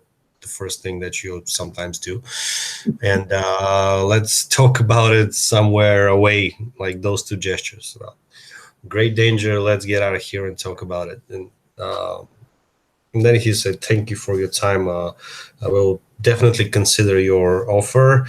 Probably all that money will go to good use in the end. But of course, it's our leader's task to decide. And he'll step back, like he'll try to step back facing him and even bow a little. Try to look respectful. So are we going to step out then and discuss? So it sounds like. Yeah. So she walks outside. Okay. He kind of half gets up as you're walking out, to be polite, and then sits back down and continues to eat. He says, you don't want to spend the night in the woods. Beware of the wolves. As you're kind of walking out the cave. Thank you. She just doesn't respond and just walks out. I keep making the shushing sound. I just want to make sure we're at least a few miles away from this guy. Maybe even back in the village or something. You're not exactly sure where you are right now, because you don't even, when you step out, you don't even see like the path that you've cut through the woods. Like everything's all growing around you again. There's just like a small clearing with the cave. Oh, damn it. Do I need to detect illusion or something? I mean, the sun's still in the sky. You can figure out where you're going. Like you can figure out the direction of it, but you're not exactly sure where you are relative to. So like where north is or whatever, but you don't necessarily know where the village or anything else is from where you are. Mm-hmm. So how far away from this cave entrance are we going to go? So when we found Doma,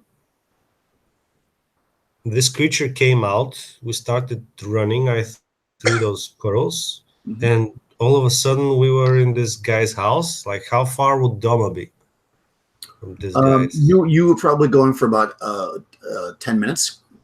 Oh, okay. Yeah.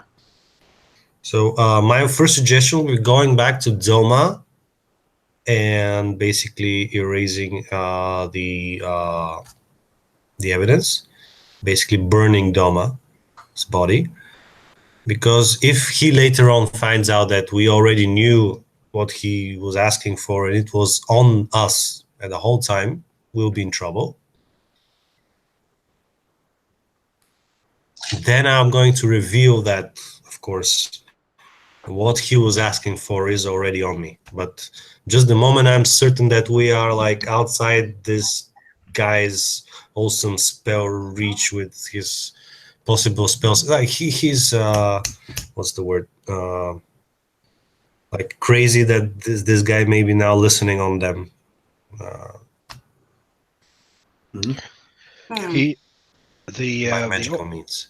the old man is clearly willing to kill villagers to get information about where this bracelet is. Hmm. I am not so sure we should give him that bracelet if it's as powerful as he says. I mean, he slaughtered a whole village, but he claims no fault because he said, "Well, it was just the men that I hired." Yeah, but they have been there 3 times. I mean, they must have informed him between each visit that they didn't find anything, and they were probably ordered back to investigate in their own way. Probably he asked them to be as harsh as possible or necessary to get the information. What I'm thinking is that Doma was a villager, and this guy knew that probably he could find Doma over there, and then Doma started running and met his fate here. I think Doma was actually searching for the bracelet himself, and then just happens to meet on these mercenaries who killed him on their way to the village. It wasn't mercenaries who killed him, it was magic. That's a good point, but I didn't know that because you were the one looking at the... I will say though that he was definitely killed by a dagger or a sword in his chest. Oh, Okay. so it wasn't lightning. He also had lightning marks on him, but he was definitely killed by a sword. all right. That wasn't clear. Yeah, it was the hole in his chest was from a weapon. Maybe he was injured by the lightning because the creature with the tentacles. Well, that's what We he have- said. Mhm. Yeah, He said that she has lightning wounds on them, but definitely a martial wound. yeah, but it could have been that maybe he just kind of ran into the tentacle thing, got injured, and then tried to run off, and then he got killed by the mercenaries. Or something. But if the mercenaries killed him, they didn't search him, they didn't find what their master was looking for. Yeah. Now that doesn't make sense That's to me at all. right there, which is obviously important. Well, but does the tablet though? Does it look like a map, or does it look like a tablet in just an unknown language? They may not have understood what they were looking at. Because it's Yeah, a but map, isn't it? I'm thinking, oh yes, certainly. It looks like a slab of stone.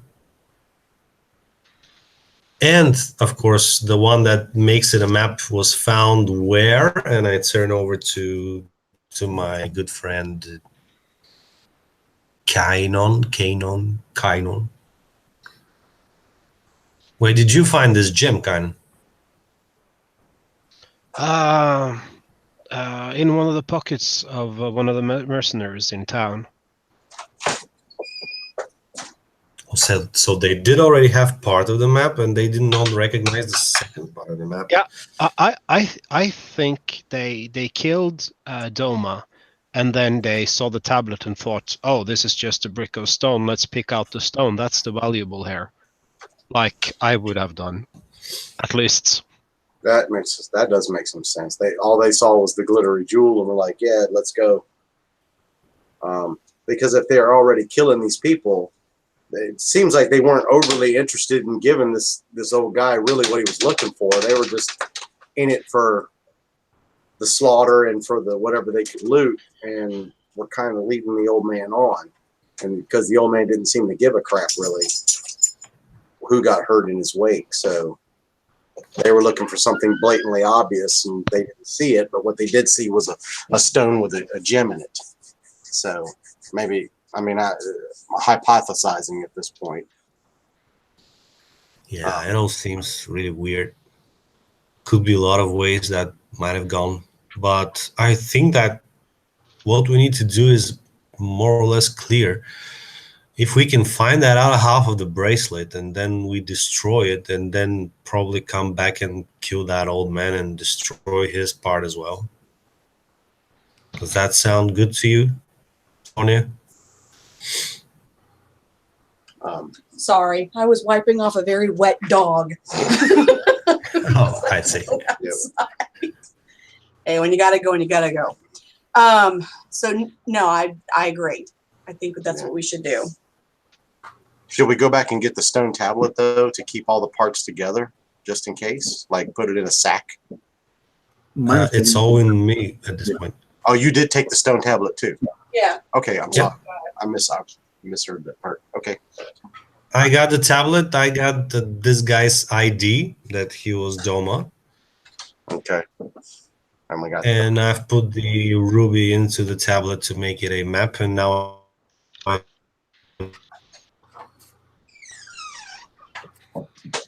Uh-oh. Oh no, he's losing them. know where this crazy about being followed. I'm sorry, and I cut out. You did cut out for sure. Yeah. You said you put the stone in the tablet to make it a map, and then you turned into a robot. I see. Who knew? So I know where we're going. I'm just. Oh What? Sorry. I'm just crazy about being followed. What's the word that I'm looking Paranoid? for? Paranoid. I'm just paranoid from this guy that he's now onto us and he can follow us, the old guy. Because he's a way more powerful sorcerer than I am, and I can do a little bit of this scrying thing, but probably he can do more. So you have to be on your on your toes when we do that. Well, I don't trust this old man.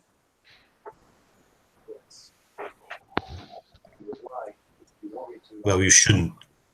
I don't think any He's of worse us. than I am. I don't think any of us do, but I think we need to make up our minds if we are just gonna find whatever this map leads to and get away from here, or if we actually gonna try to help the villagers. So I can only assume that he will terrorize whatever are around here if he gets the bracelet. Mm-hmm. And then he won't stop at that village. No, I don't think so. I think he will. I don't know what he's aiming for apart from this bracelet, but if he is trying to become a king, I am sure he will have a much bigger chance after we give him the other half of the bracelet if it's so powerful that he says. When he was, I guess, peering into the mind of this old man, did he pick up any thoughts about what this bracelet does by chance? No, it doesn't really work like that. You pick up like basically emotions and stuff, so you don't. Emotions. Oh, okay. You get simple fictional thoughts, a low order. Yes, you get basically. You didn't. He wasn't really thinking about it. What it did, except for that it was very powerful. Okay. It's just very, very powerful magicka. All right, love you. You can see Kynan is lowering his brows a little bit, and he gets this worried expression on his face as he looks to Akmal, and he says, earlier in the village, you asked me if you should bring the dead peasant alive again so we could interrogate him further. I don't know And, if that was a joke. I hope it was. But if it wasn't, could you make us able to speak with his dead brother if we find his burial site? I'm afraid I'm not that powerful yet. That was indeed a joke, for which I apologize. Although that's a great idea. Well, I'm glad that was a joke. At least.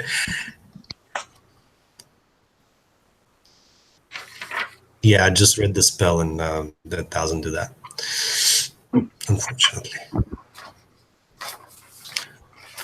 Well, then, one thing's for certain: the gods will look upon us and think of what we did today. Well, these days. So we have to stop some great evil. For all we know is this guy is evil, and he's looking for a powerful artifact. There's no way this comes out good for any number of people that live around this area. So we have to do something. At least destroy the other part of the bracelet, and then decide whether to deal with this person or not. I agree. We definitely need to destroy the other half of this bracelet. We cannot allow it to get into this man's hands. So let's go and hope don't get eaten by the wolves before we do. Okay, so you're going to head back towards where Dama was? Is that your plan? Yeah. Okay. I would strongly suggest that we burn his body, not to leave any evidence. But if that will slow us down a lot, then maybe it's not the smartest idea. It shouldn't slow us down too much. I wouldn't think anyway. How many bodies have you burned? It takes a while. Oh, does it? Oh, yeah, I've never. You got to build a huge fire. Well, maybe even we don't burn him, we can at least give him a proper burial. I mean, at this point, you're basically deeper into the day. If you can get down to Dama, if you want to take time to bury him or bury him would be faster probably, burn him, it'll basically be the nighttime by the time you're on the road again. Okay. So I mean, it's up to you how you want to do it. But yes, you head back there. You're able to actually, at first, like I said, you came out and you don't even see the path that you came from. But then kind of like maybe you just didn't notice it before. But as soon as you kind of made the decision you're going to go and you're looking to which direction to go, you look at the sun and you kind of maneuver, you say, oh, there's our path. And you're actually able to walk pretty easily down the path that you came initially to where Dama's body is laying. And you see it laying there. Again, you turned it over, so it's face up. Again, you see kind of a pool of blood, and there's a trail of blood leading about 40 feet down the trail towards like an area of bushes. And that's where that creature had kind of blocked her way before, but now it's gone. But there weren't any marks on the body from the wolves? None from the wolves, but you did see wolf tracks around. Apparently, the wolves are either scared of the body or not hungry.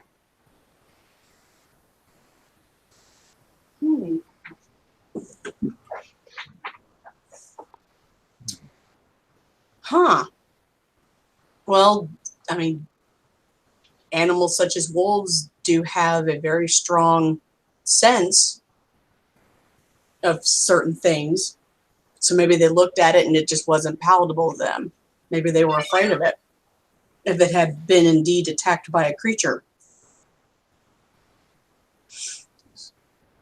Is there any way for us to maybe do some kind of sense of, or maybe that was already done. I apologize if that was already done. On the body itself to see if there's any magic coming from it. I did not really cast detect magic on it, but I think we got everything in terms of items from it. Well, so what do we want to do with the body? Do we want to burn it or bury it? Unless Leave it. Akmal has some tricks up his sleeve, able to make a fire of about 1650 Fahrenheit. I suggest we bury it.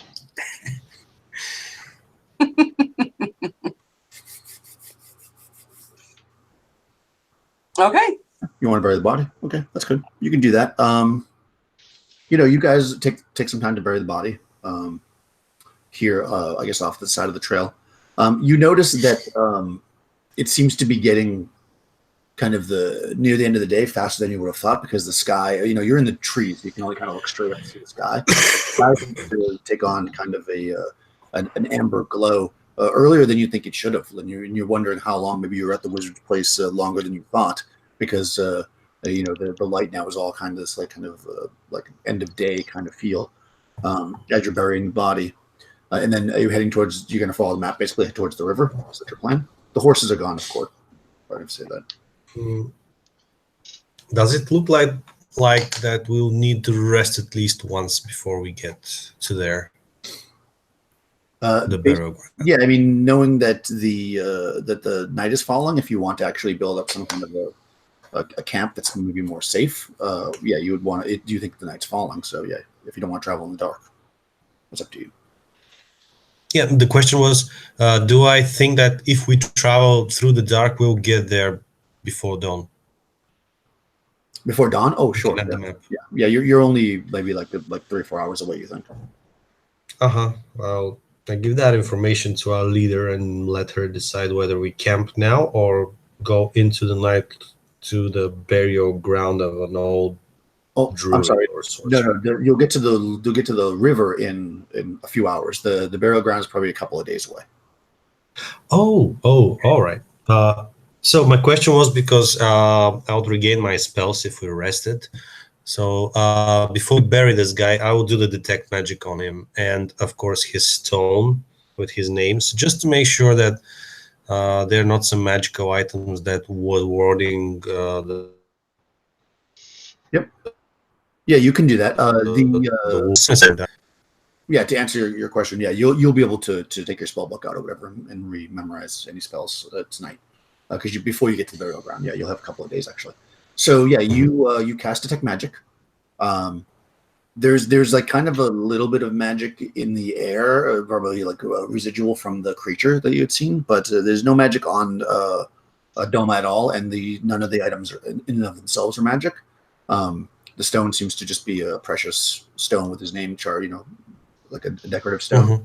And the map is not magical. It's just, a code basically. And he's not magical in and of himself. Well, Sonja, looks like there's no way to ward off the wolves. It was just a coincidence.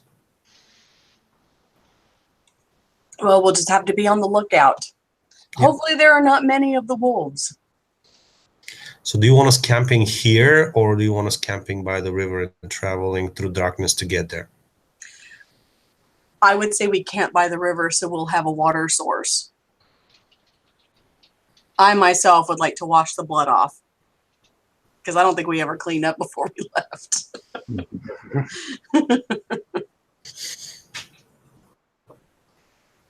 Okay. Yeah, you can do that. Sure. So you guys travel, following this path, which actually seems to be a little bit nicer. I mean, you had to turn around. You lost time in a sense because you went around. I mean, forgetting about the meeting with the wizard. But the path seems to move pretty quickly. And it's strange because the golden hour kind of warming of the sky, normally is only about an hour or so. But you've already traveled a couple of hours and it's still daylight. But everything's very kind of warm and yellowy and glowy. And as you kind of come out of the woods onto the bank, the sandy, the grasslands right before the river, you actually see that there's the whole sky seems to be lit. The sun is still up. It's earlier than you thought. And there seems to be this, following the path of the river, there seems to be this trail of like this yellow light, almost like like it's tracing the river in the sky. And it's going towards the direction that you're going, actually. And at this point, it's the sun is starting to go down, the actual sun, and this light is not super bright. So, but definitely as you're making camp, on the side of the river and cleaning up and getting some food or whatever, there's enough. It's almost like a very, very bright full moon with this kind of yellow glow. It's a bit odd and strange in the sky. So at that, on the side of the river, let's take a 5-minute break to get a drink or something, and we'll come back. Awesome.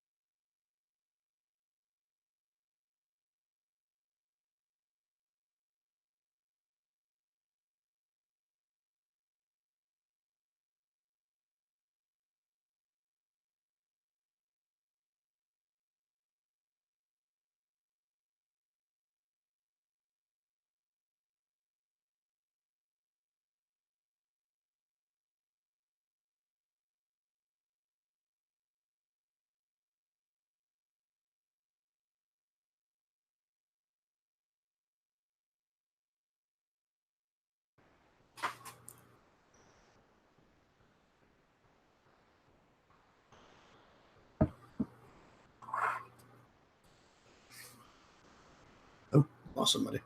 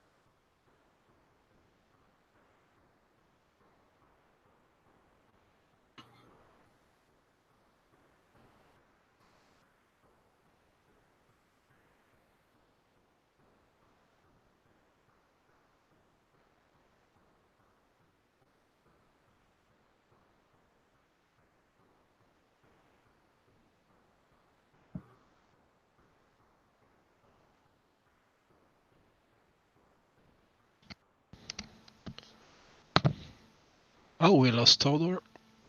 Yep. See if he resurfaces. Oh, Yeah, he. Oh, there you are. yep, like a wizard, you pop right back in. All right, fantastic. Yes, we're just waiting for a rush and move. Good. I can read what I have to read until then.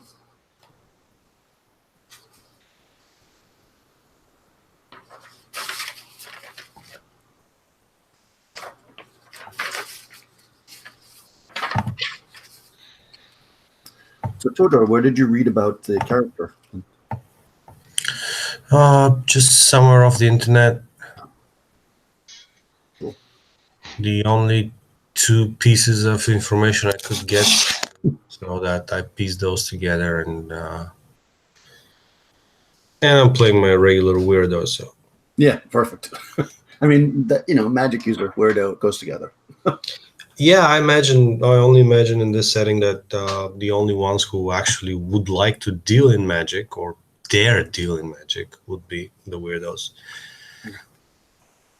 Or at least I want to think so.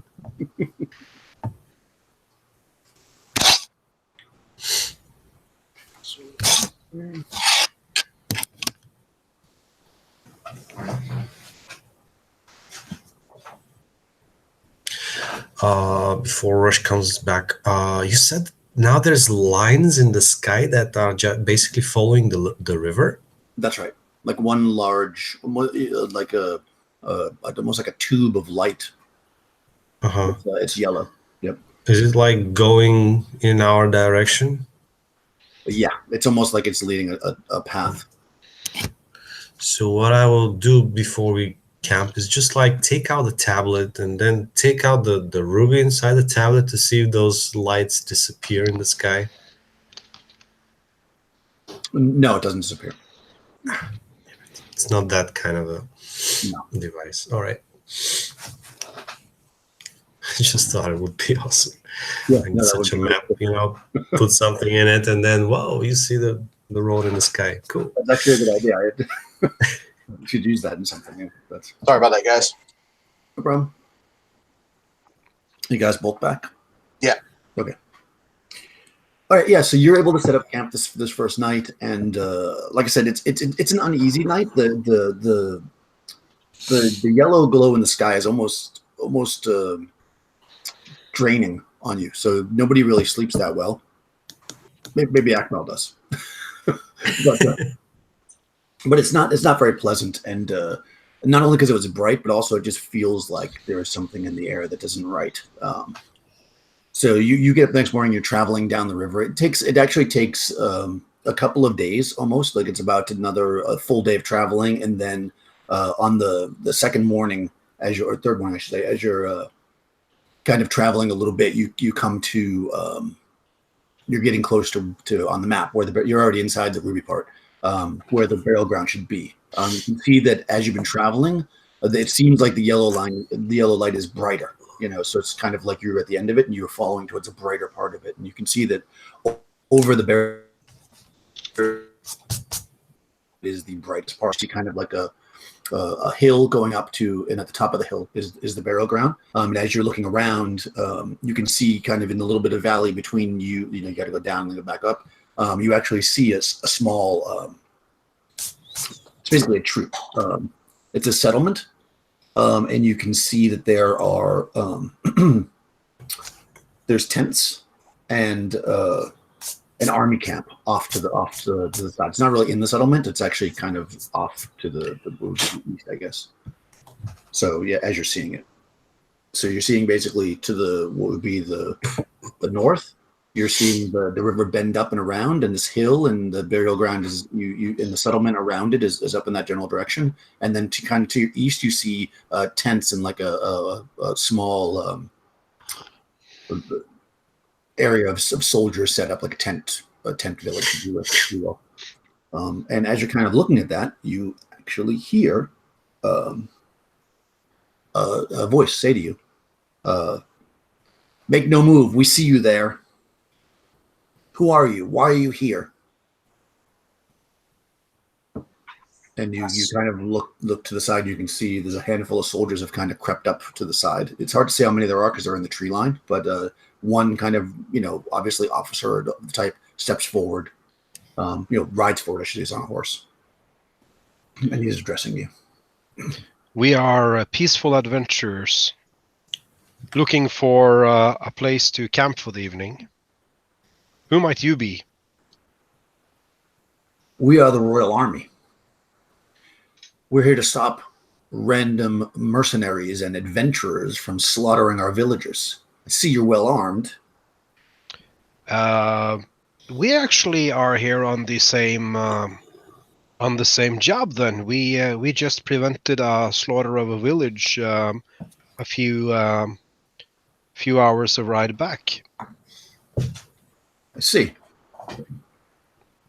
Why would you do that? Because we're good people.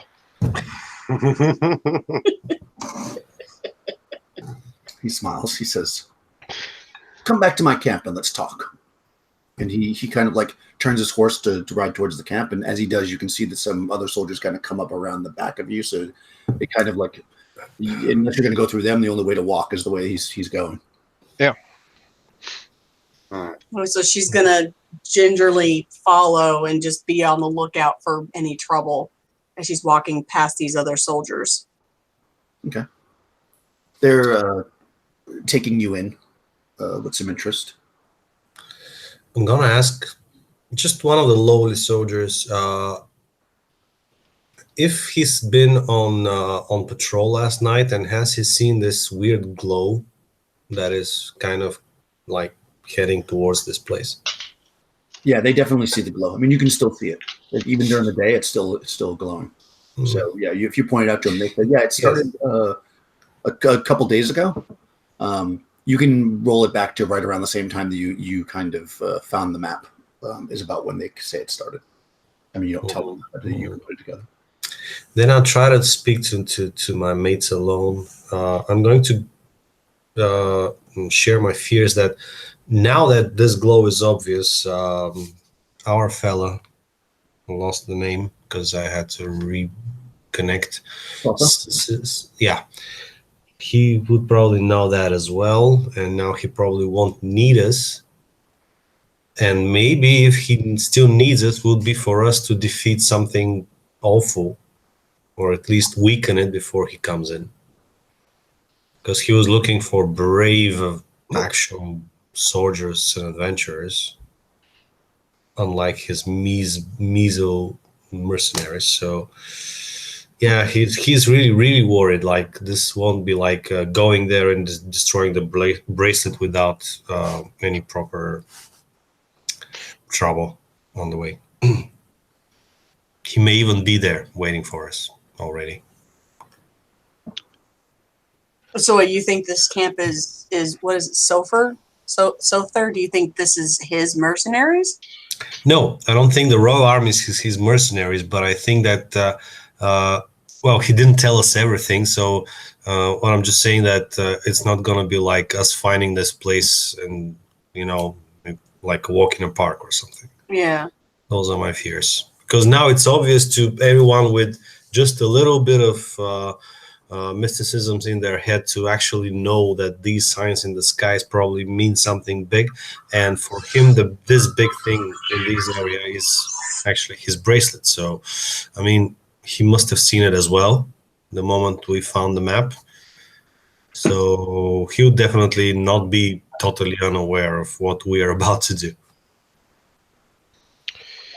I am pretty sure the wizard will backstab us as soon as he can, if he feels the need to. Like if we try to extort money or whatever for this bracelet, or if we just decide to not give it to him.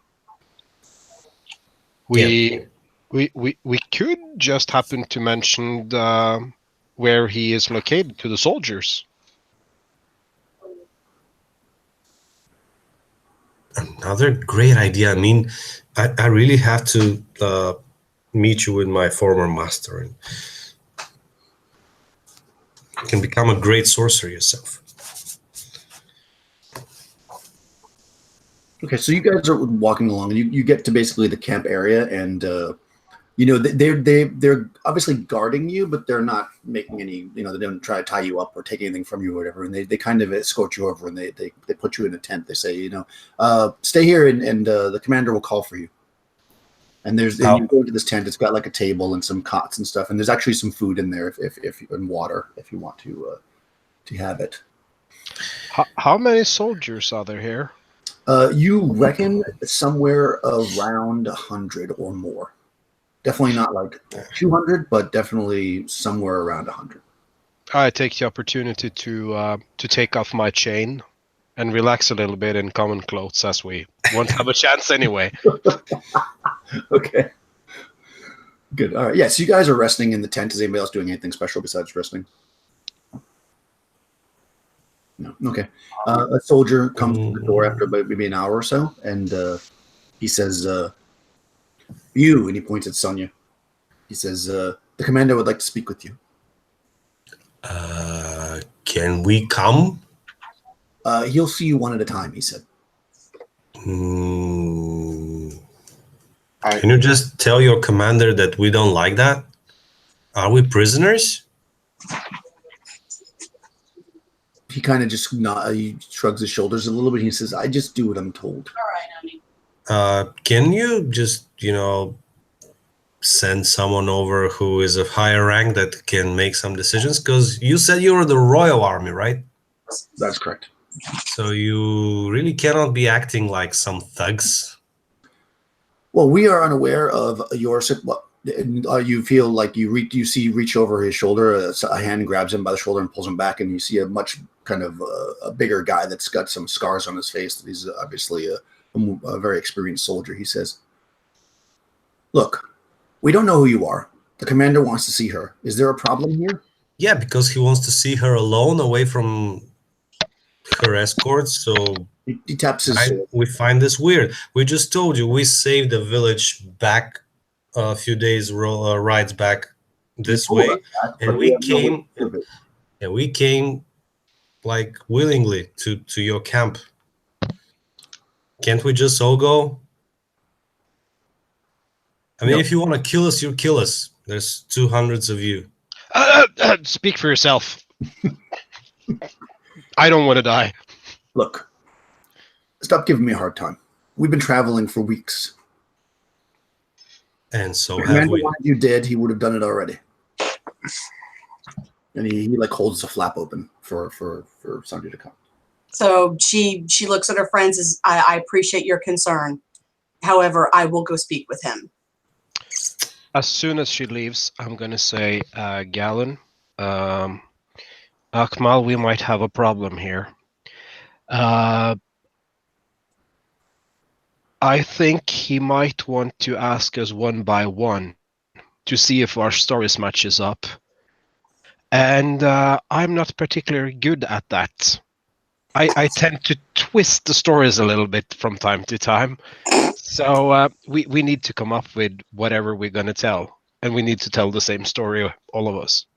At this point, it's I understand you, but at this point it's useless because we don't know what Sonja told them already. I know, but if 3 matches up, that's better than none. Also, that they can accuse her of being the liar. Now we just tell her she was drunk. I say that every time. It never works, but it's a good excuse. I mean, it is Sonja. This could be plausible. Okay, so you For get one, I would refuse to tell them anything, my friend. So I think that matches up with any story you can think of. Yeah, but heated iron normally tends to change that opinion after a while. So in case they are very interested in what we know, what should we tell them? Should we tell them we have spoken with, the guy? The devil himself? Yeah, or worse. I don't care what you tell them. I'm not going to tell them anything. I'm going to tell them that I'm in service of Sonja, and what she told them is what I'm... They won't take anything more from me. What do you think, Galen? I'm going to lean in and say, well, I haven't spoken a word since they came upon us, so I'm going to make them think that I can't speak at all. Wait a second. I have a spell for this. Sorry, just didn't have the time to pre-read my spells a lot. But I have clairvoyance. So the locale must be known, familiar, or obvious. I mean, is it pretty obvious that I know where to send my sensor to actually... not unless you want to watch as they go through. You Sorry. want to look out the thing and see where she goes. You have to look out and watch where she goes. I mean, you don't know where they're taking her. You're trying to watch what's going on with Sonja.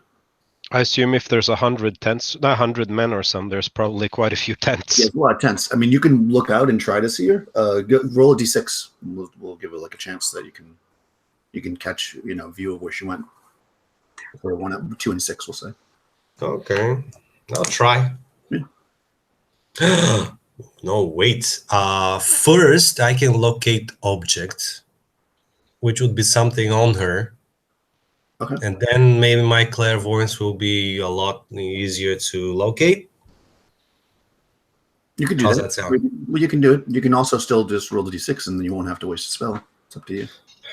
I want to waste a spell. I want to make certain. All right. Would wasting 2 spells make it certain? That you'll be able to be on her? Sure, because you could locate like her sword or something, right? So Yeah. because you can ask for a specific Or her chainmail bikini. No, her That's chain- what I want to you sent her upstairs inside her chamber. Yes. And you've done that many times, so Yeah. you know exactly what it is. I mean, she doesn't know that, but No, of yeah. course not. Jeez. Nice. So would you give it to me for free then, mighty DM? That I can... Oh yeah. Well, what is there not a chance of doing? I'm just reading the spell. Spells. Infrared, blah blah areas.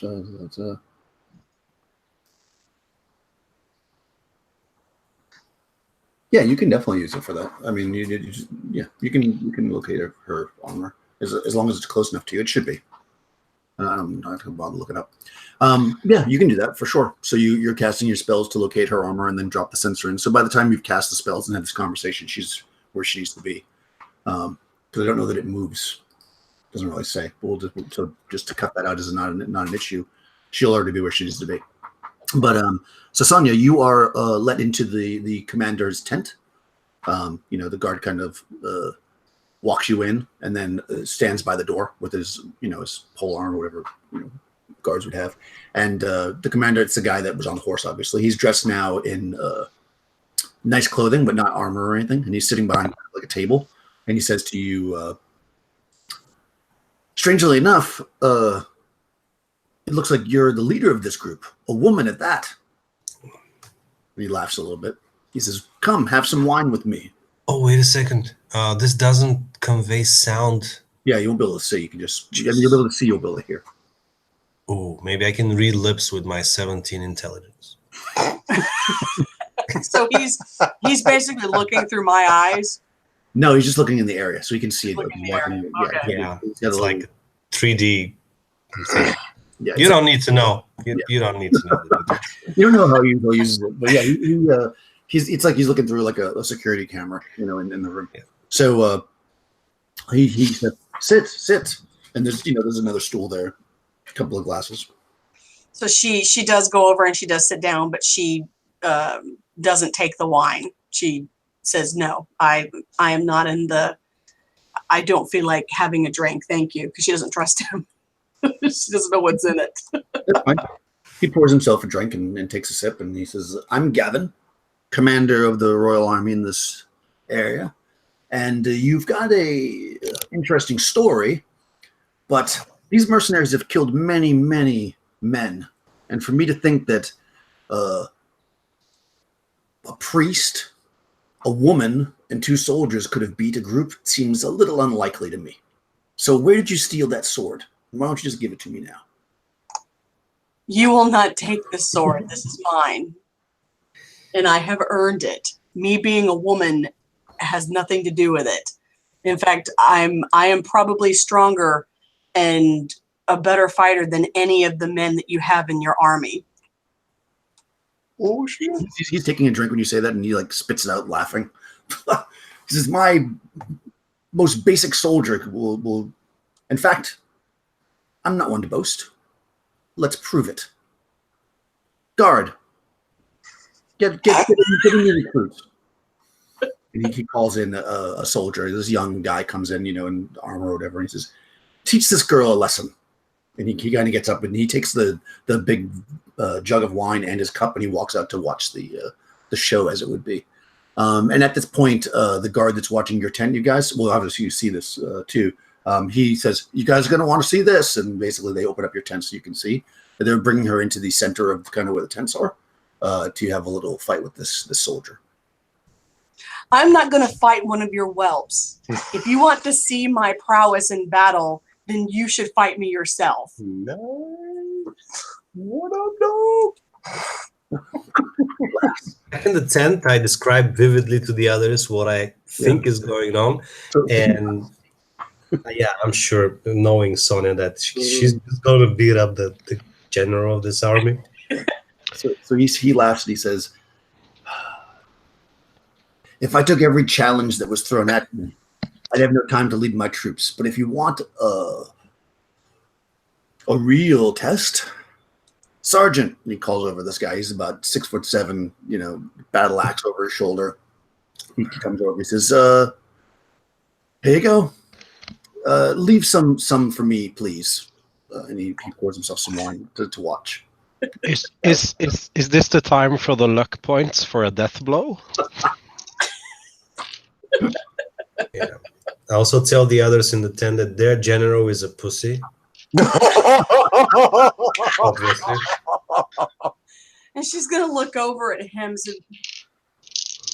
Yeah, they kind of come out. They come out, and the one guys in the tent with you, they like look when you say that, and then they come out, and they're not even paying attention to you. They want to see this fight. They want to see her get her butt whooped. Yeah. So he faces off against you, and he says, "Come on, girl, let's see what you got." And he's actually going to yield initiative. You don't have to roll initiative the first round. You can go first because he's not, obviously not thinking that you're going to be a very good fighter. oh, God.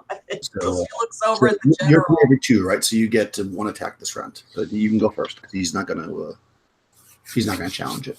Well, she's going to look over at the general and say, "I am not here for your sport. Why did you call to talk to me?"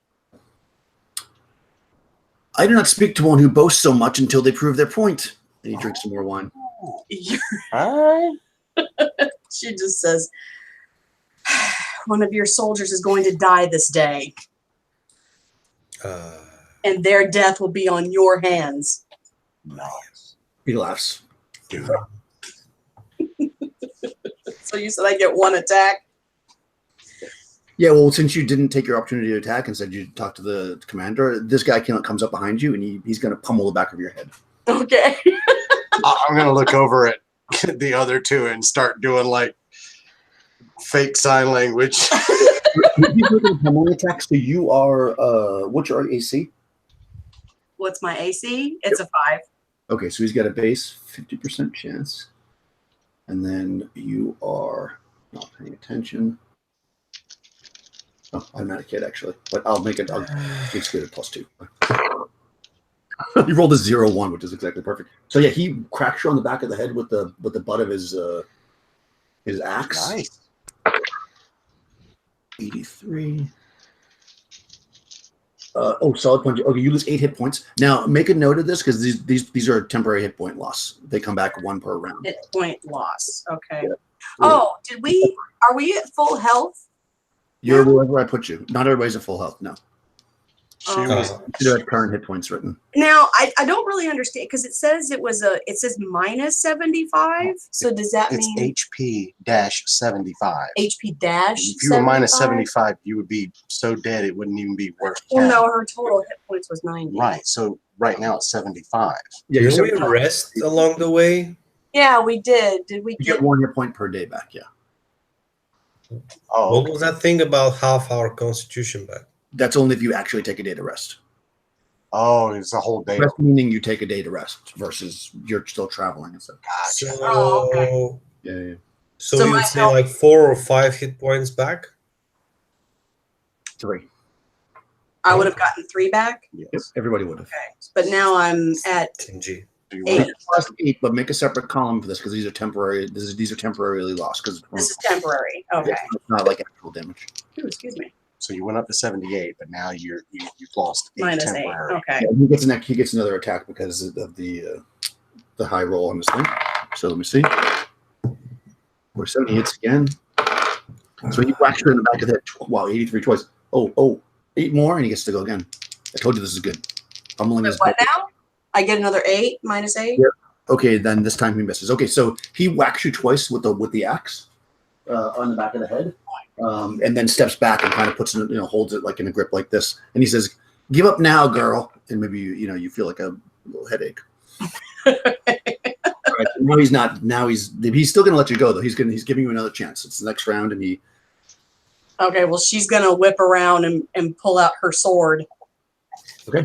No one will strike me like that. No more talking. Yeah, no. Just kill. Just kill. And every time you start talking, he hits you. Hopefully. Yeah, no joke. Just like a woman, talk too much. All right, so I get 1 attack or 2? Won this round. 1 this round. Okay. First round of combat. Well, I got an 18. Okay, that's definitely going to hit. Jeez, that dice is on fire. No, never mind. I'm not gonna say it. And it is red too. I did 7. Oh wow, that's a really good hit. Okay, so you slice that in and give him a really good cut, and he kind of looks. He stumbles back a little bit. He looks at you, and he gets ready to raise the axe, and the commander stands up. He says, "Ho, stop! Perhaps you are a great warrior.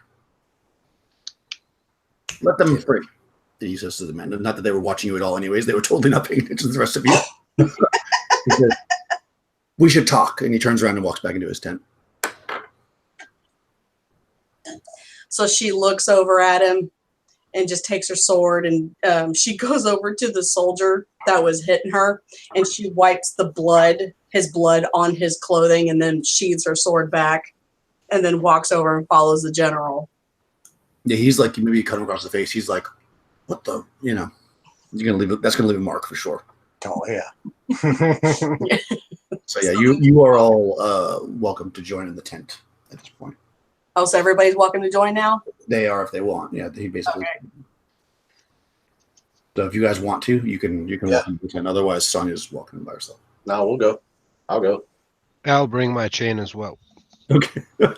Yeah, so you guys walk into the tent, and then the commander's there, and actually he as soon as he gets in the tent, you hear him shouting out some orders, and you see some low-ranking soldiers bring some more chairs in, and they put him around that table, and he sits down and he says, "Impressive. You must know that we've been anxious, under much stress, trying to rout out these mercenaries who are killing, and now this yellow curse in the sky. We see that it leads to the burial grounds, but we are not permitted by law to enter the burial grounds as they are protected by the church. So we don't know what to do. We're waiting for further orders. And all we want to do is destroy the rest of these mercenaries. But you are not soldiers. Perhaps you could enter the burial grounds. We could try. I don't know if we wanted to, and this is out of character. Do we want to discuss what the reason for? You can't mentally go to each other if you can't. You're all in the room. If you want to ask them if they want to discuss it, then you have to ask them in person. You are the leader. You decide. Yes. Okay, well, we're not going to discuss it with him, but we'll say, well, we also are concerned about the glow that's in the what is it, the sky, the glow that's in the sky now. And we have already dispatched some of the mercenaries that you speak of.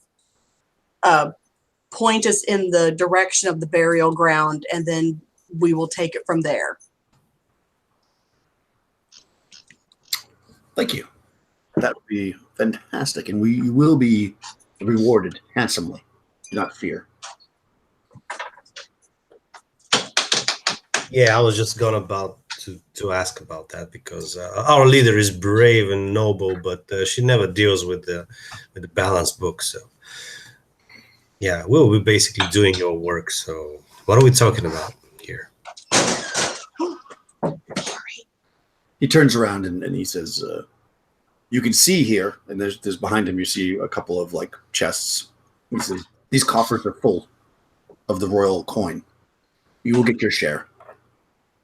First, rout out the evil. With improved, of course. I'd like to see the sky not yellow anymore. Yeah. It's not yellow anymore? What? No, you'd like to see it not yellow. I would like to see it not yellow. Oh, cool. So I have these things here prepared, and I take out 2 large sheets of paper and start making some contracts. Okay. These are the Royal Army. I mean, they're going to follow the contract. I see you have a great signet ring there, so we can. I take out my wax and I just do all these things. Yeah, I mean, as long as you're at least somewhat reasonable, he agrees. Yeah, I'm very reasonable. I just want to see the sum over here so that he tells me we'll be well rewarded, and in the end, he can give us like 20 gold for fighting the monster to save the earth or whatever. Mm-hmm. So yeah. Yeah, that's fine. He agrees to a reasonable amount, a couple thousand or whatever. And in some kind of royal decree in your name or some land or whatever. And he stamps it with his ring. Sure. Great. And then he whispers to the others, at least if we don't get money from the mad wizard, we're gonna get reimbursed for troubles. Why not both? Well, at least I said, if we don't. Of course, I love the way you're thinking. How far is it until we can enter this burial place? It'll probably be maybe like a 20-minute walk. It's just basically up the hill. Oh, should we wait until morning? It's probably like noonish now, so you could wait another day if you want. But he doesn't really want you to. I mean, then you just sign a contract. Okay. There's no timeline on this contract. So. Well, basically. I start putting on my chain again. He writes a time on there. As you're putting on your chain and as you guys are discussing the fine points of the contract, you can hear the uneasiness in the voices of the soldiers outside, and you can hear wind really starting to pick up and whip, and the tents start to flap really heavy, and you can, as you're kind of looking towards the crack where the door is, the flaps are going, you see that the all the light outside has become really, really, really bright yellow, and almost blinding, and then Sonja is standing in the doorway looking at you. Oh, fuck. And he says, I see you found it. Don't be a fool and follow me, though, or I will have to destroy you and this army. So that's the burial ground you were talking about? Are you sure? Because we were about to go and check if that's the actual burial ground that you were looking for, and then come and tell you. Oh, sure. No, I believe you, and you found it. This is good. This is good. Unfortunately, the gems and jewels are still at my cave, so you'll get those when I see you next.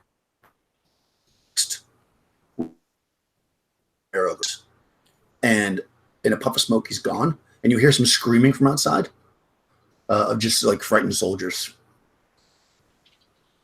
Fuck. This is not good.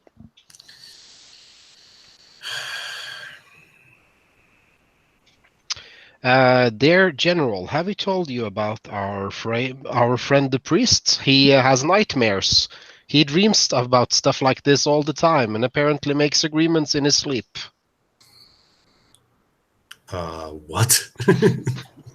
He's looking at you like, that's your friend? No, I talk about Akmal here. I think he has just dreamt that he has spoken with this person that just appeared here before, because we have never seen him. Oh, I see. No, I was lying to save my skin. I've also, I haven't seen this person. I was just lying to some crazy sorcerer, which I definitely am not, to save my own skin. I'm as frightened as you are.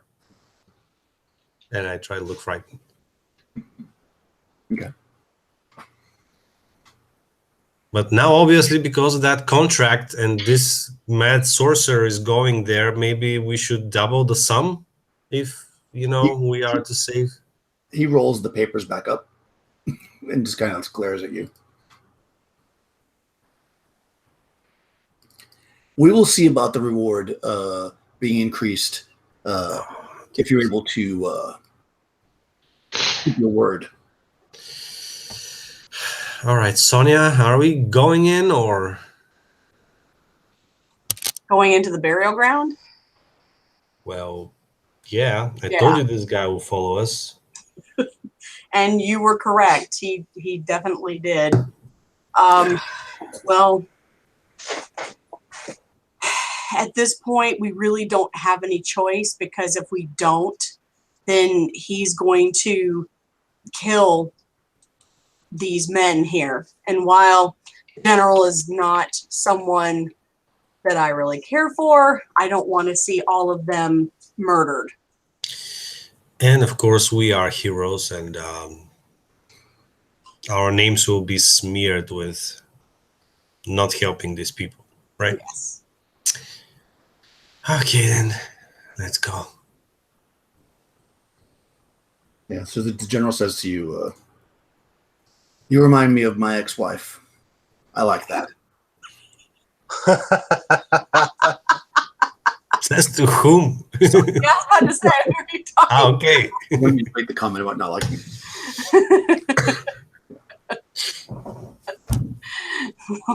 Well, if you treated her the same as you've treated me, I can see why she's your ex. Yeah. I'll treat you well when you return. Don't worry. Oh, No, you will not be treating me in any manner. He drinks another glass of wine and sits down at this table and starts figuring out how he's going to justify having paid you all that money. As you approach the burial grounds. So this is the map. This is kind of what you see. You guys are approaching over here. There's actually a small bridge just like off where you can't see it. It's like all the things are over. So there's a bridge like just over here. Mm-hmm. So you can cross over into this area. This is a field like a garden, like vegetables and stuff that you can clearly see. As is this. This is obviously it's topographical, so these go up all the way to the top. This is you can see. You can see obviously this is a river. This is over here. It's coming through the ground here. All right. So what do you want to do? Where's the burial ground? Mostly these are mausoleums. Oh, I guess the other things that you would know without even looking is this. The ones I'm pointing to there. That. Can I draw on this thing? Oh, okay. So that whole thing is the burial. Yeah, this whole thing. It's basically like a cemetery. These are buildings that are like these. This is like these are like houses. like the people that live there that maintain the burial ground. These are like houses and buildings, and then the actual tombs are up here. And then these individual squares, like this one, this one, this one, this one, these are like pyres where like you burn the body, which is what we're gonna do on the other thing. But like this is a tomb, that's a tomb. Let me see if I can do this. Can I mark this with a color?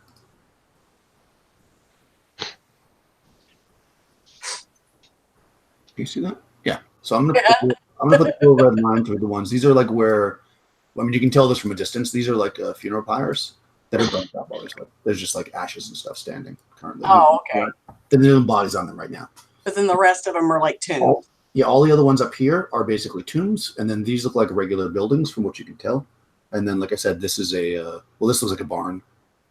Over here, this is coming out of a house. That's like a house. This is a house. Same. Okay. Those are. But we're on the other side of the river, correct? But then there's. On the other side. That is correct. Okay. But didn't Mr. Sotha say that we wouldn't dare to follow him?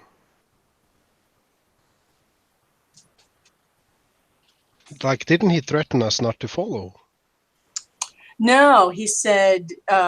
He said he would give us the stuff the next time we saw him. Yeah, I think he was saying you didn't think I would follow you. I thought that's what. Ah, okay. I thought he said that we wouldn't dare to follow him into the graveyard. That like our work were done and we were not supposed to follow him. Yeah, that's pretty much what he said.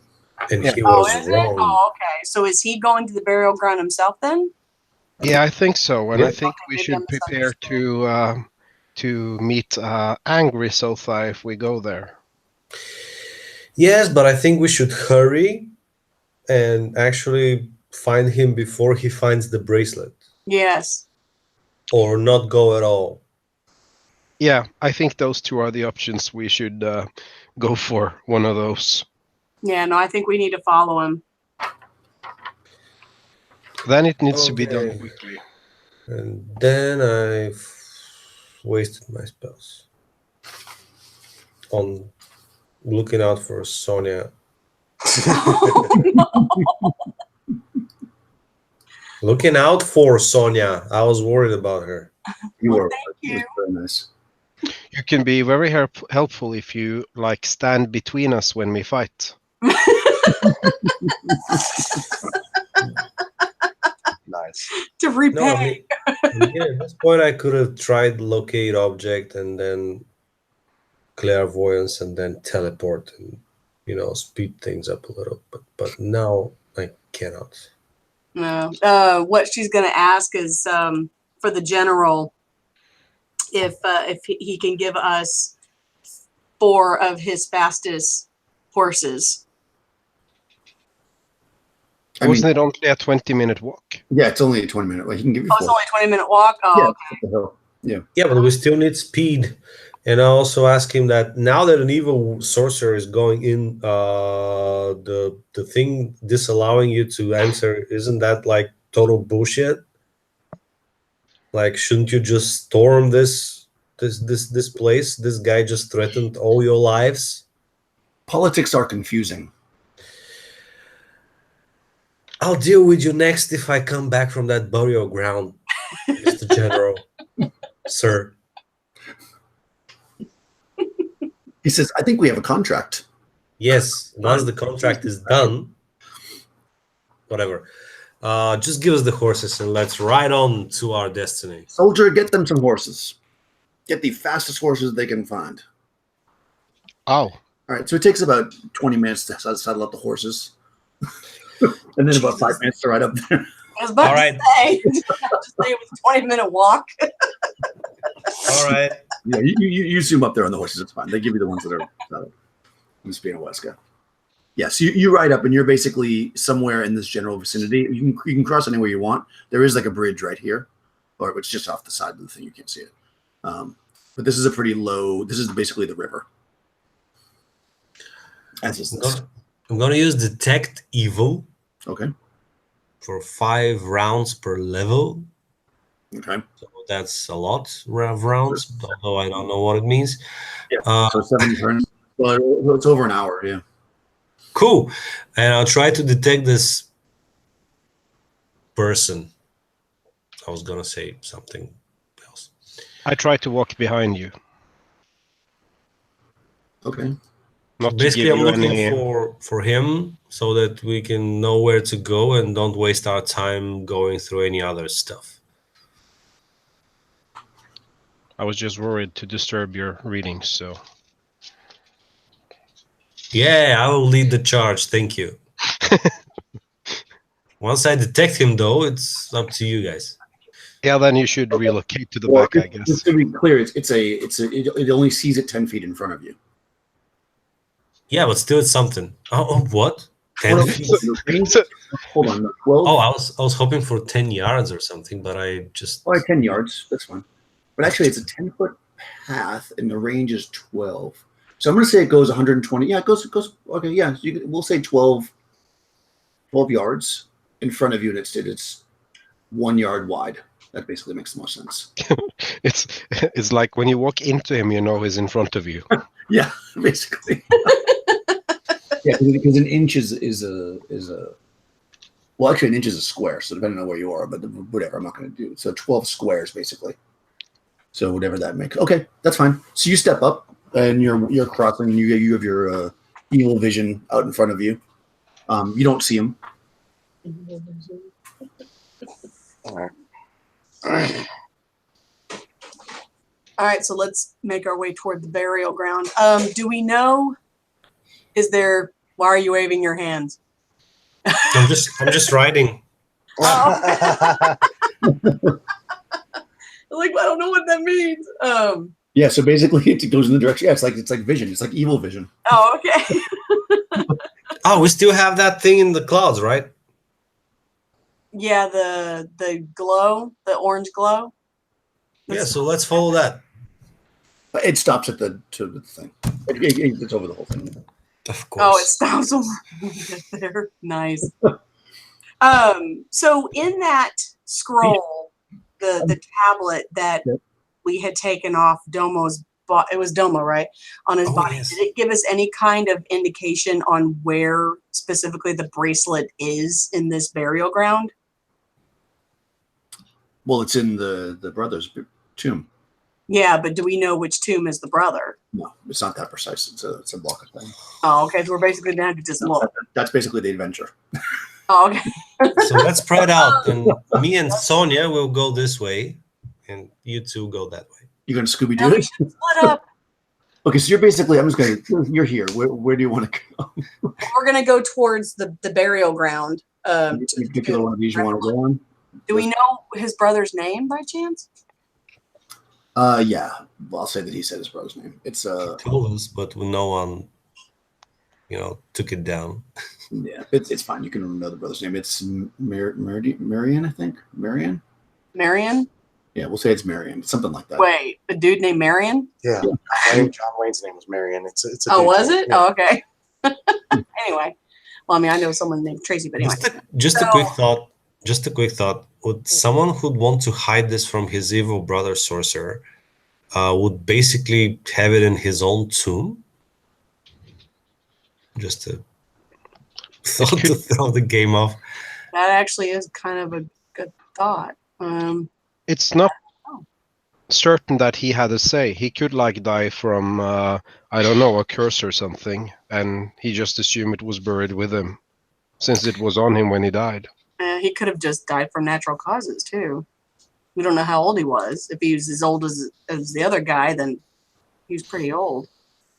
Poison is natural. Can be. Well, let's see if we can just find it.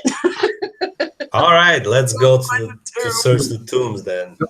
Which building would you like to explore, basically? Hope they're So, I mean- alphabetical. I guess. I mean, if you want to skip the houses areas, then basically you've got. I'm just going to count them off, and you can tell me which one. 1, 2, 3, 4, 5, 6. well, let's go to 1 first. Go this one. Yeah. I'm not even going to call it. Oh, okay, yeah, I'm going to call it 1. That way I know. Either 1 or 6. Yeah, because I don't know that those aren't actually the numbers. Obviously, I just two. All right, that's where you are right now. You're at that dot. Okay. Okay, so what number actually is that? All right, so. Okay, so this one is a spale. It's a pale stone chamber, 12 feet wide. There's finely finished stones making up the walls with no gaps in between. So this is actually a really finely made tomb. 2 slabs of stone at the entrance serve as steps that lead up to the chamber floor. The roof Does it say Marion? Does it say Marion on the stones somewhere? It does not. Oh, then it's probably not our tomb. There's a conical roof, top of which is flattened off. Tangled overgrown branches surround the chamber, intruding on the steps. So there's basically, you got some couple of bushes in front of it. Let me see, does it say anything on the front of it? The chamber is blocked by 2 stone slabs with, so you can pull them apart. Basically, there's 2 stone slabs with indents that you can pull them apart. There is no marking on the tomb as far as who's inside of it, no. Does it look like the stone slabs that are covering it? Does it look like they've been there for a while? The tomb is immaculate, so it's either being cleaned or it's relatively new. It's relatively new. Okay. Or it's being cleaned. Because I was curious because he died recently, so if there's 2 stone slabs that are covering the entrance, if they look like they've been there for a while, then it's probably not his. But if they're relatively new, then maybe it is his. And just because it's not marked doesn't really mean anything. Maybe he purposely gave the funeral, the people who are in charge of the burial ground, maybe he gave them specific instructions not to mark it if he knew his brother may be coming after him. It could be like a family tomb, so it's marked inside on the actual casket. Yeah. So can we try to open it? Sure. Yeah, we have 2 big guys. There's 2. You need a combined strength of 32. So, however you guys want to, I'm sure between 2 of you or 3 of you can pull it open. Well, I got 17. I got 14.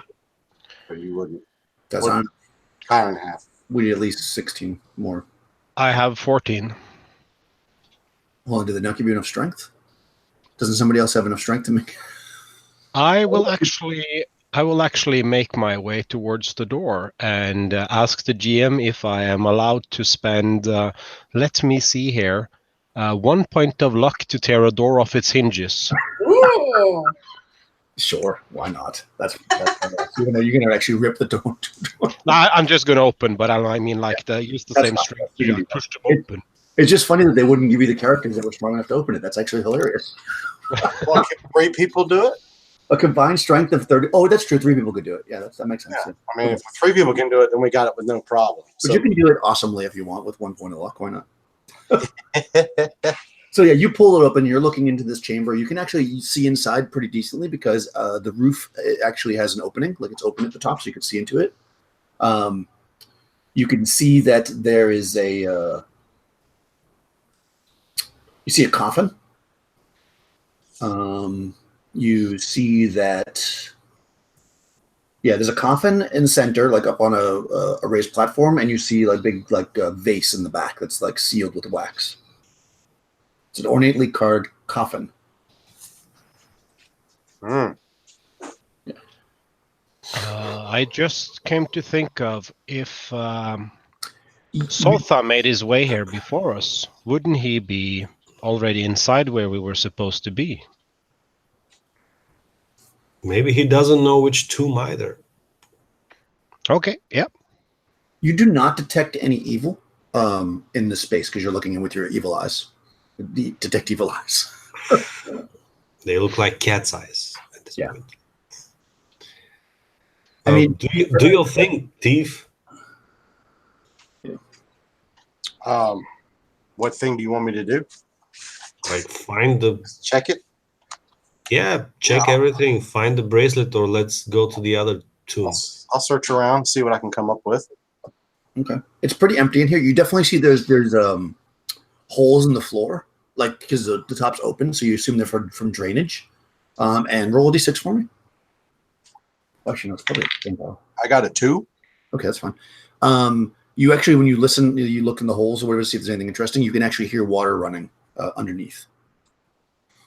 But otherwise, unless you want to open the casket or the jar, you don't see anything else. Well, I mean, I'd say we probably want to open. Do we want to open the casket? Yeah. Yeah. So, I'll tell everybody. Yeah. So you pull the casket. Wouldn't. You're cutting out, Daniel. Oh, I'm sorry. There you go. Okay, so you lift the casket open. It's a wooden casket, so it's probably on hinges, so you can just lift it up. And you look in, and you see that there are bones in there. Bones and a necklace. Looks like a religious symbol. Okay. Well, this probably is too old. Yeah, I wouldn't have degraded that quickly. What's the necklace though? It looks to be maybe possibly like some kind of a holy symbol. It's it's made of silver. It is a circle with a vertical line crossed at the bottom by 2 horizontal lines. And it is not evil. Good. Kind of take it just in case. We'll identify it later. As you put your hand down, I'll grab your wrist and I say, "Have we started robbing tombs now?" I'm not taking it. I was asking you to do it. Nah, I think we'll leave this one. Ah, damn it. And I All would right. agree. No, we should not be disrupting the rest of these poor people. Off to the next then. Come on. Okay. So you're going to go to, let's see, this one. So let's just pick a number. 2, 3. Closest one, I think. I mean, Yeah, the let's do them in order. 2. All right, that makes the most sense.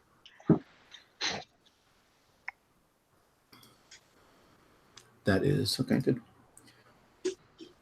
Small stone crypt, crudely built of rough grayish stone. Many gaps between the stones. This one's not as nice as the other one. You see thousands of insects crawling in and out of nests built around it. The door is a flat stone slab that rests against the outside of the crypt. Another flat stone slab makes up the roof.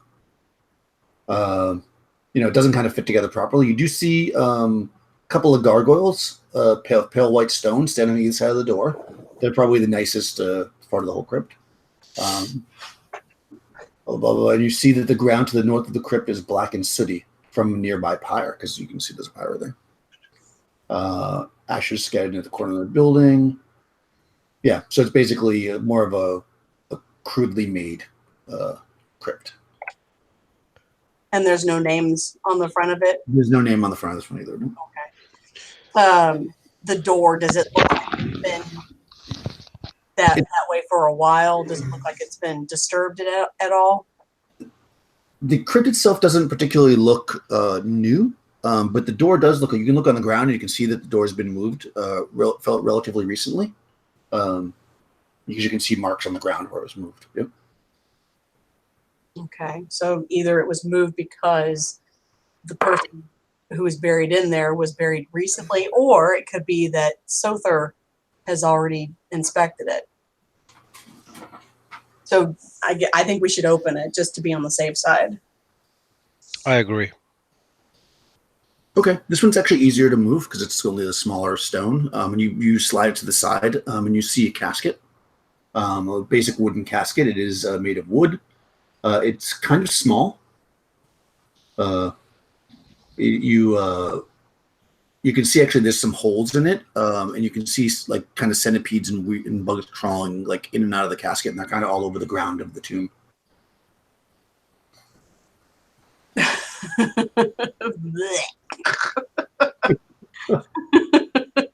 I hate bugs.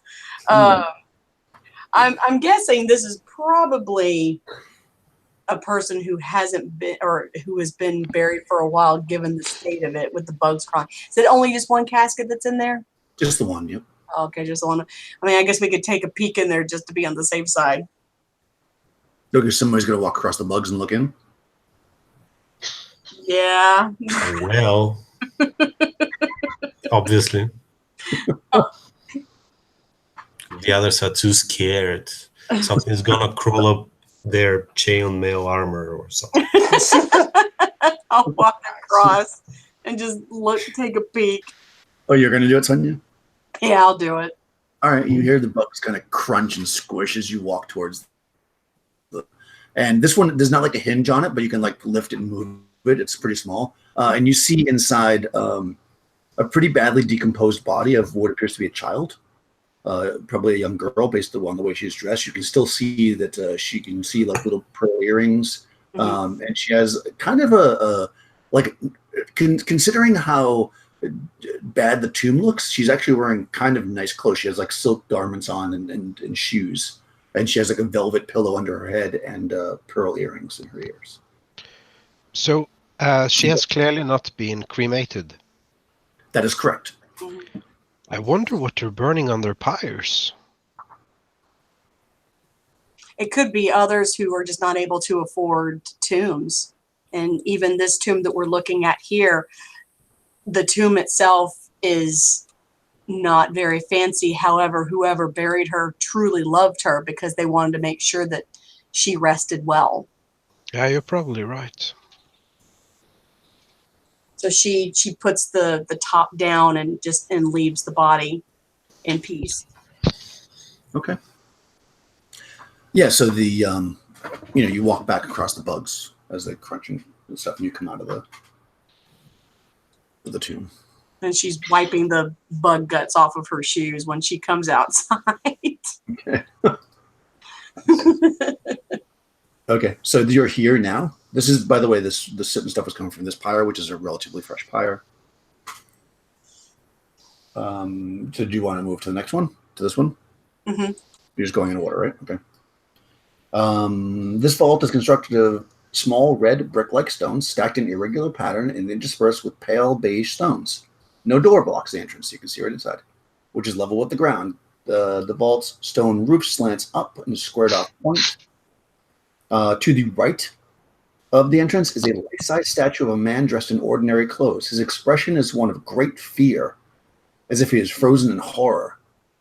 Nothing grows around the outside of the vault or the ground around it. So it's basically all dead ground around it and a statue of a guy who is incredibly scared. That's disturbing. The vault is empty, except for some dead leaves and other debris. There's a dirt floor, like dug out, like it's dug down a bit, but there's no stone floor in there yet. And you can see the beginnings of decorative design. But currently it is empty except for this petrified man. Can we maybe inspect the petrified man? Sure. Okay. Is he evil? He is not evil. No, he's got a look of being terrified. They wouldn't do a statue like that. This is totally off character, but I'm thinking it's probably maybe a caretaker who was frozen in place by somebody, which would, be the reason why they have a look of being terrified. So can we inspect to see if this really is a statue or if it may have been a human being at one point? I don't know if anybody's got that kind of ability, though. Who could have that kind of ability? All right. How in this game is like holding up 2 detection spells at once? Yeah, you can do that. All right, then. Since my boss asked, I can detect magic this guy. Okay. Wait a second.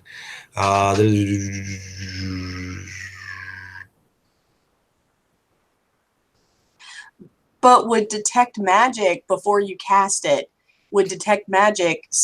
Would that detect if magic was done to him, or because usually detect magic is like if you're looking at an object to see if it's magical in nature. So what I'm reading doesn't even say. I mean, just the explanation description doesn't even mention that. It's like when it's cast, you detect a magical radiation in a path 1 inch wide. Is it an inch? It's like inches. So outside an inch would be a yard. so. Yeah, magical radiations, whatever that means. Yeah, that seems pretty precise. Yeah, so you're detecting your evil and your magical radiations. Doesn't any magic on his person though, or its person. It's just the basilisk walker. A what? A Yeah. basilisk walker? Yeah. Yeah, the statue does not radiate any magical radiations. Do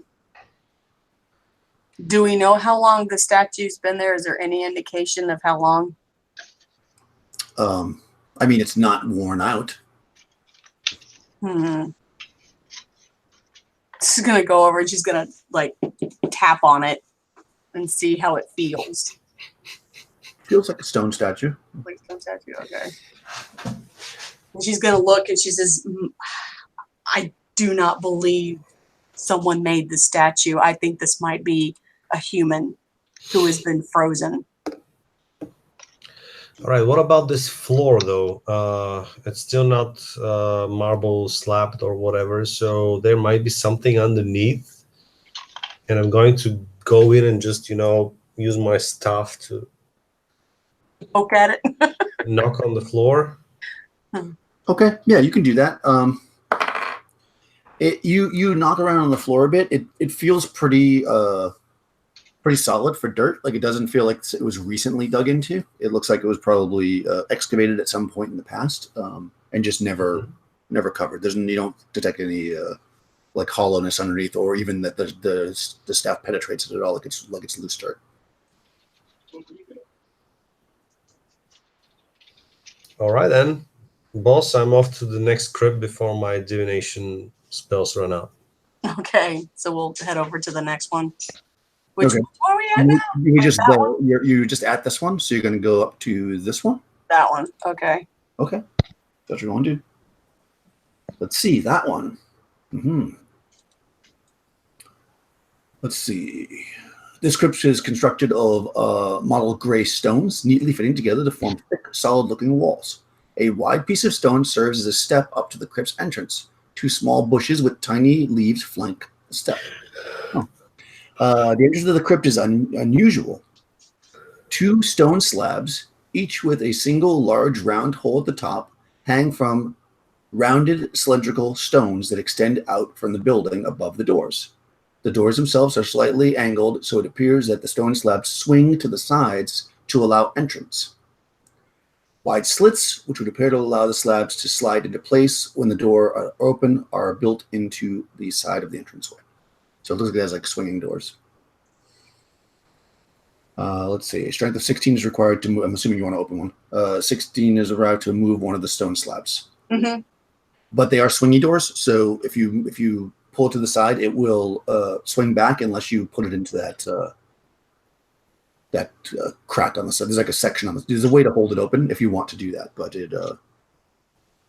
there's wide slits on the side of the slabs that allow them to stay in place. So you can swing it open and hold it open if you want, or it'll close on its own if you want that to happen. But when you pull it open, I'll tell you what you see inside first. All right. So you pull it. Somebody with at least 16 strength pulls one to the side.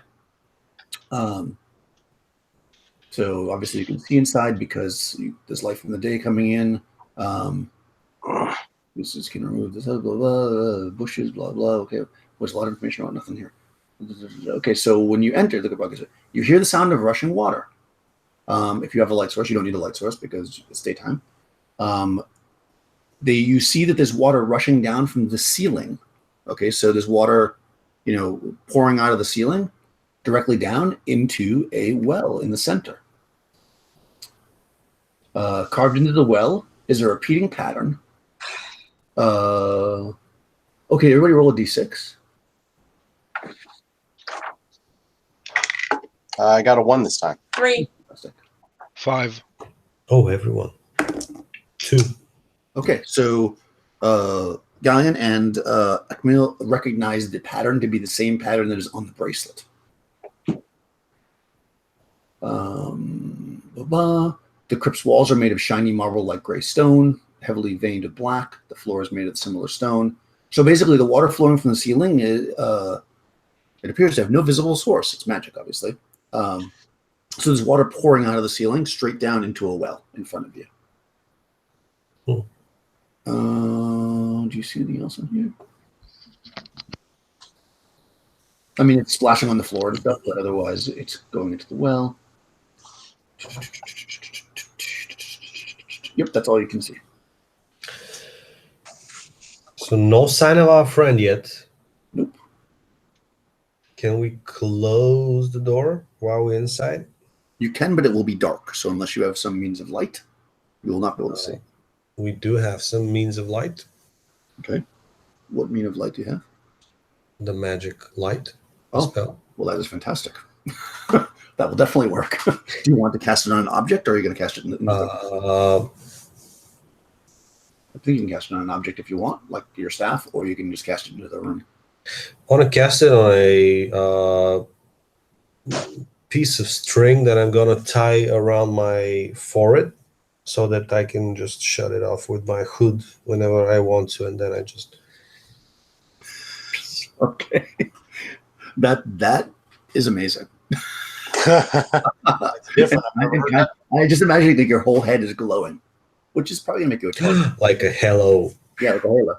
All right, that's cool. Yeah, so you cast light and you close the door behind you with some effort. Yeah, so you are inside the room. It's kind of hard to hear now because it's very echoey. So you'll have to like yell to each other if you want to hear it. There's this water just pouring down from the ceiling. You have Akmel's head is glowing, and you're standing around a well. Let me get this straight. You said that the patterns here are the same as in the bracelet. The bracelet that That's we're looking right. for. The well itself is decorated with the pattern that's around with the bracelet. Well, any suggestions? Or shall I just dive in? After you. I can stick my staff in. So I'm going to apologize. I had to go step away for just a moment because, anyway. Something happened. Yeah, something happened. So, so what did you reveal? I think we found the tomb. It would depend on when you stepped away, I suppose. Yeah. Yeah. So we found the tomb. So is it Probably. like a doorway? It's a water fountain with markings that match the ones on the bracelet. Yes. Okay. So it's It's a possible. waterfall that comes from the ceiling, it was, right? That's right, exactly. Well, it's like a waterfall, but it's coming directly out of the ceiling with no visible source, so clearly Yeah. magical. Going into a well that is in the center of the room. The sides of the well, it's like a well. The sides of the well are marked with a repeating pattern that is similar to or the same as, I should say, the bracelet. Okay. So when we look into the well, can we see the bottom? Yeah, you can actually. So, I mean, obviously, you're going to have to stick your head in the water to do that. No. No, Why not? It's like I mean, at least on some level. Yeah, I mean, unless you the want. waterfall's coming down from the ceiling. It's going into a vessel, correct? It's going down into the well itself. The well is like a circle. Yeah, I mean, you can probably get your head close enough to see into it a little bit, but yeah, it's like imagine a faucet. This is kind of what it looks like. That's the best way I'll describe it. Okay. You think of this faucet pouring down into a drain, the faucet being the roof and the drain being the well. So there's some space around it, but yeah, it's basically filling the space. The well's only about 30 So I'm feet. trying to look down into the quote unquote drain into the well to see how far down it's going. Yeah, you can do that. So you look down, it goes down about 10 feet, and there's enough light coming off Akmel's forehead that you can see down there a bit if he gets close enough. And yeah, you see that basically the river probably. Actually, let me show you. Wait, the river. Let me show you the DM map. Yeah. Because then you'll see exactly I what don't want to submerge my head in nothing. Mm-mm. Don't be a chicken. Yeah. Yep. Okay, so you're here, right? So you're in this well, right? And you can see that there's a river running, Nice. and you've that's already seen that part come out. Yes, you know that it's it's here because you saw it when you walked up. So does it look like there's an opening behind the water? No, the well's in the center of the room. Yeah. I mean, there's Oh, a it's in the center of the room. Opening, it would be down. yeah. If you look down, Oh, okay. All right, never mind. I thought for some reason I think it was like a waterfall that was coming out of. a wall. No, it's in the center of the room. Let's check something else. Let's check where the water is coming from. I'll stick my staff like up from where the water is supposed to be coming off, and there's supposed to be a roof. Do I hit the roof, or does my staff go further? Nope. You hit the roof. The water is being created at the roof and falling down. Oh, okay. No, it looks like the only way is down. So detect magic, detect evil, anything? Yeah, it's definitely magic. It is not evil. It's very helpful. He says as he jumps in. Well, someone's got to do it. I know all of you like chicken and stuff. Nice. I see. Is this gonna bomb dive in or something? I don't know.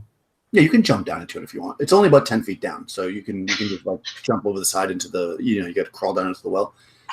Yeah, you splash down into water that's about 3 feet deep, and you see on either side of you, there's like banks, so there's like shore, for lack of a better word. So you could come out of the water if you want, and actually on each side of you, you see about 20 feet away. On one side, you see a black vase, and on the other side, you see a blue vase. Cool. So I'm still alive, so maybe you can come down as well. Yeah, I mean, obviously. Money banks are 6 feet wide. You can see actually I already showed you. It runs out you see that it runs towards the where you imagine it comes out the other side. It does get much more narrow down there though. Like you can stand where you are, but as it gets closer to the hole in the side, it's much smaller. All right, so y'all jumping down there? Yeah, I'm gonna follow. Is there room enough for all of us? Yeah, the river is about 10 feet across, and the banks are 6 feet wide each. So it's 24 feet. All right. Yeah, Wow. where you are. And about 20 feet up from you, you see these vases upriver, basically. And 40 feet downriver, you start to see it getting narrow. So it's probably obviously comes out the other side. So you said one was a blue vase? Yep, one's a blue vase on the east bank, and on the west bank is a black vase. They're both sealed, sealed like vases. Yeah. Let's see. That's it. I think we should go inspect the blue one. The east is where the sun rises and life begins, and the west is where the sun sets and life ends. And one is blue, and okay. Yeah, blue, which one is the blue one? me as well. Yeah, West. no, on the east. So yeah, blue. I choose blue as well. Okay. So you guys start to move towards that, and you hear behind you, of course. Who's watching the back? You hear a voice, and he says to you, the voice that you now, of course, have heard many times and recognize. Sure. And he says, "Aha! You beat me, just barely, to our location. I told you I will recover the bracelet, and you can meet me back at my lair. But since you don't listen, perhaps I will have to take care of you after I get the bracelet, of course." And he starts moving towards the other side because you're going towards the east, right? He goes to the west. What do you want to do? I'm thinking, Kill him? yeah, that's kind of where I was going with it. I'm thinking he needs to be dealt with. All right. My spells are awesome.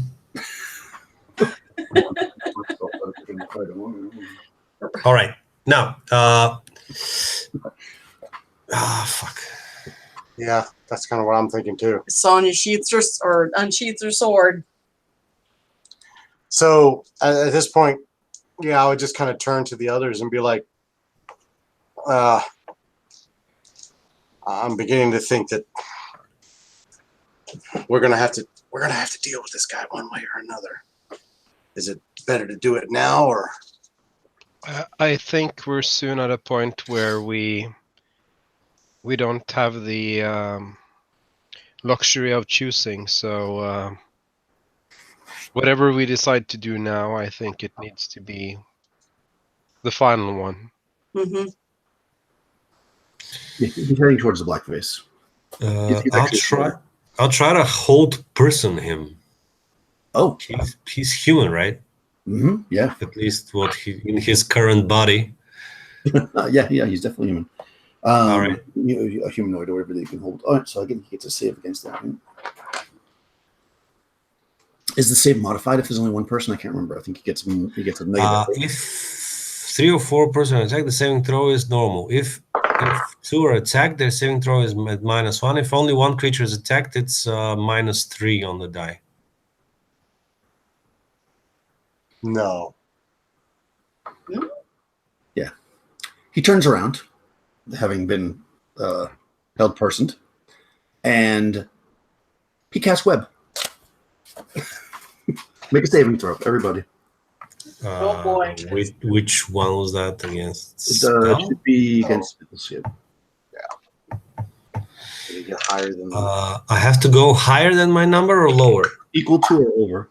I got an 8. Equal to or lower? All right. Is it against paralyzation? No, it's against spells. A I got- spell save, of course. Sorry. I got a 13 over 8. Cool. I rolled 7 under 8. Okay. Man. 13 over 10. Okay, good. So, what I'll say is, because there's 2 options here. What about Sonja? Oh, I got an 18 over 10. Because you passed. Okay, so it's going to be. Let's see how much area it covers. 20 feet wide. There's really not enough room for you to have moved out of it, especially in the water. So if you passed, you only get half strength web on you, so you'll be able to break through faster. And if you failed, you get full strength web. So the way it works is, does anybody have less than 13 strength? No, right? Yes. Okay, if you have less than 13 strength, you cannot get out of the web. You're stuck. Unless someone else cuts you out. 13 to 17, which is be everybody. I think. I don't think anybody has 18. I was happy because I thought you said I have to roll under. No, I didn't say that. Damn it. That's sad. what I heard. I'm so happy. Don't be happy now. All right, so you're stuck until somebody cuts you out, basically. 13 to 17 strength, that's everybody else, right? Uh-huh. Did I at least hold person him? No, he passed the saving throw. He rolled a 20. Damn you. I know. That's the first time I rolled out there. I rolled a 20. Can I go to bed now? Oh. Yes, you can still do stuff in the web. You just can't get out. You're stuck. Oh, I can Um, stuff too. So blah, blah, blah, blah. In this case, you can break through 1 foot of web per round, and the web is okay. I'm assuming that he made it so it's 10-foot high corridor. So I'm gonna say it's 20 feet thick. So you can cut through 1 foot per round. Yeah, or if you have fire, you can get through it, but of course it burns you. So it's going to take you a bit to cut through the web, is basically the long and short of that. So he's going to be able to walk over to the, oh, that kind of sucks. Oh, no, you have half strength webs, right? On Sonja and, Yeah. okay, good. So you're going to basically be stuck for 10 rounds. And me as well. Oh, okay. So everybody, hold on. So everybody passed except for Akmal? Uh-huh. Oh, okay. Yeah, so everybody else is only stuck for 10 rounds. And the rest of you, and Akmal's stuck permanently, unless somebody cuts him out. Well, not permanently. You got Oh, man. 2 turns per level, and he's quite high level. So figure you're going to be in there for a while. Web is terrible in this edition. Hey, man. You didn't even use a high level spell. I was like, hold on, I'll just cast web. Let me look at this for a second. Okay. Yeah, so it's going to take you 10 rounds to basically break the web, the minimum amount, unless you do something else. You can do something, if you think of something creative that you want to do in the meantime, what he's doing is he's going up to the black vase and trying to open it. And I will let you know this, it takes him a while. He can't open it, and he's going to have to take time to break it. So if there's something you want to do in the next 10 rounds, you can let me know what it is. Well, I reckon I'm going to try and get out and cut Akmal out Yeah. as good as I can. Can we? In full strength webs, it's going to take 20 rounds to get him out after you cut yourself out. Oh my gosh! But Akmal can probably you can do stuff. You can cast a spell or something if you want to try. What if you don't have a spell to cast? No, you can't. I'm saying Akmal can. You can try, depending on what spell you're casting. I might make a negative sleep. Yeah. Otherwise, you're just chopping your way out of the web. Does anybody I can- want to cast a spell? Take a minute to think about it.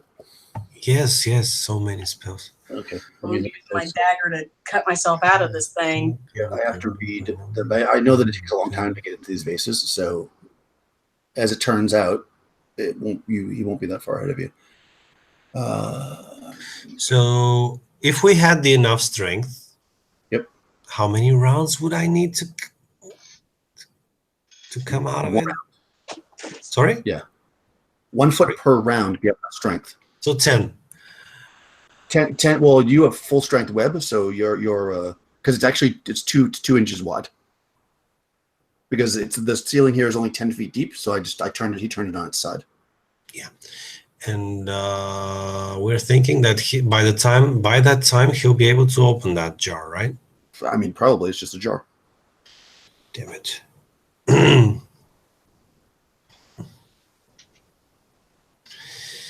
Can teleport myself to him? But then what? Die? So you see him as you're like trying to decide what to do. Like as the first round goes by, he goes up onto this thing and walks up to the vase and tries to open it, and he's unable to do it. So he takes out he actually takes his like a dagger out and starts trying to chip away at it to break it open. Mm-hmm. Well, when we were webbed, would you say that people were around me, like within reach, like with my hands? I mean, you're pretty close together, yeah. So can I just grab 2 of my fellow friends and just teleport to him? Yeah, I don't see why not. All right. You want to roll for I it? believe the area is very familiar, so there's a very, very, very low chance to fail. Don't fail a teleport when you're in the middle of a cavern, because that's usually done very good. Yeah. Who are you grabbing?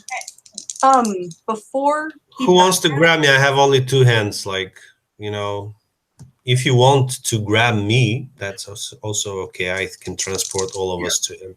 Well, before you do that, Let's do this. Just so since we're not sure exactly who is super close and how far away you are, everybody roll a d10, and you have 7 through 10. You're close enough to be grabbed. because I wanted to. Can you hear us? Yeah. Oh, okay. Before you teleport to him, just as a side discussion with everybody, before we do that and maybe possibly go to our death, how far is the blue vase from where we're at? About 20 feet. About 20 feet? Okay. Maybe what you should do is teleport to the blue jar, because just because he went for the black one doesn't mean that the bracelet or the other half of the bracelet is actually in there. Maybe it's in the blue one. Maybe he's going after the black one because he assumes it's in it, but maybe it's not. Well, generally, I'll listen to my leader, so I was sent by a ghost to Well, this is out of protect her. character. I don't. There is no out of character that doesn't exist. You're talking to each other, and he can certainly hear you. You're in a cavern, so you're basically Okay. playing how you're about to teleport. Okay. So maybe we should. Earlier, but you can't. There's no like timeout. The enemy's right there. Yeah. Maybe, go ahead. All right, then, red, blue, or black? Unfortunately, I keep a healthy distance to the witch, so I rolled a 2 on my d10. Oh no. How about the rest of you? You're both close enough? You rolled over 7? 7 or above? Sonja and Galleon, you need to roll d10. 7 through 10, you're close enough. Oh, a D10? I got a 1. Oh, sorry. Not close enough. Nobody likes me. Ooh, I also got a 1. All right. Yeah, nobody's close enough. So, red, blue, or black? Okay, in that case, I'm taking the blue. I mean, come on. I'm not going on myself, on my own. And I rolled well, a 40, so I'm on target, and I teleport myself to the blue vase. Okay, so you teleport to the blue base. Nice. All right, so you teleport there. He seems somewhat surprised that you're able to teleport, even though he heard you say it. He does look at you, and he's hacking away at his, and he says to you, "Leave now, and I won't kill you with the rest." And we're on round 5 now. Okay, just a moment, and I start opening the vase. Okay. He smiles as you start to hack away at your vase. He's still hacking at his. You're all cutting Can I through. haste myself so that I can open my vase before his? You could do that. Come on, let's use our Yeah, spells. do it. Haste. I'm gonna haste myself. Do I need to roll anything? No. I don't think so. And I think I'm going to say that you can not. I don't know if you can control the area of effect. You might actually hit him too, which would actually be It's hilarious. 4 by 4. What is that? Inches, feet? Well, 4x4 would be 40 foot by 40 feet. I'll say that you can do like people do in later editions and target it on the corner, which is like so unrealistic. But I'll say you can do that. Let me just look. Okay. For the rest of us stuck in the webbing, it's like the if you're familiar you're with the bend. you're actually going to be in it as well. I think the web people. Oh, Let me just look at it. So 4x4 area. So if you were able to, you can get them too if you also get him. You can make that choice. Otherwise, I'll say just you. How's that? Oh, I'm definitely don't want to get him, so I'm gonna just do it to myself. Then I'll get them now. All right, just to make it fair. Okay, sure. So you're now it's going to take you 5 rounds to get into your vase, because it takes 10 rounds to get in, and he has 5 rounds left as well. So you're actually going to open them simultaneously. And as it turns out, this is actually very exciting. That's exactly the amount of time it takes everybody else to get out of the web too. So 5 rounds go by. Both I feel vases like in a open at show. the same time. You guys cut your way through the webs, and now we're in round 10. And what happens when the vases are open? Hold on a second. Now I have to see this happen really quickly. So the black vase, when he smashes his open at the same time, it smashes to the ground, and you smell nasty, rotten smell, and all that's in there is dust. Yours, on the other hand, when you smash it open, the blue vase, you see a small, intricately carved wooden box, which is inlaid with white stone in ornamental geometric pattern. It's 12 feet square, 12 inches square, I should say. Its dark wood shines as if it's been polished with rich oils. Small black and metal hinges are attached to the back of the box. A heavy black and metal latch holds the lid closed. So basically, you smash yours open, Akmel, and there's a beautiful box inside. He smashes his open, and there is dust, smelly dust, and everybody else gets out of the web right now. And we're in round 11, basically. So what do you guys want to do? You're 20. Those guys are 20 feet away from the wizard. You're 10. You're about 20 feet away too, but you're on the other shore. What are they doing? I don't know when I can do this, but as soon as I can, I want to run towards the wizard and try to grapple him. Okay, you can do it this round for sure. You can get that far. What Cool. about everybody else? Well, I'm thinking we got to deal with this guy, so I'm going with him. Okay. Sword in hand. I'm not going to grapple him. I'm going to shank him. Yeah, I was planning to like grapple him so you guys could hit him while I hold him. Well, and I'll run up behind you and slap you on the back and say, "Go get him, Tiger!" As you run at him. Okay, so hold on to side the straight. So so Chiron's gonna try to grab the guy. I guess you're gonna overbear him technically. The guy you grabbed earlier, but should be and then Galleon's gonna try to run him through with the sword, and I guess Sonja as well. And then what's Akmel doing?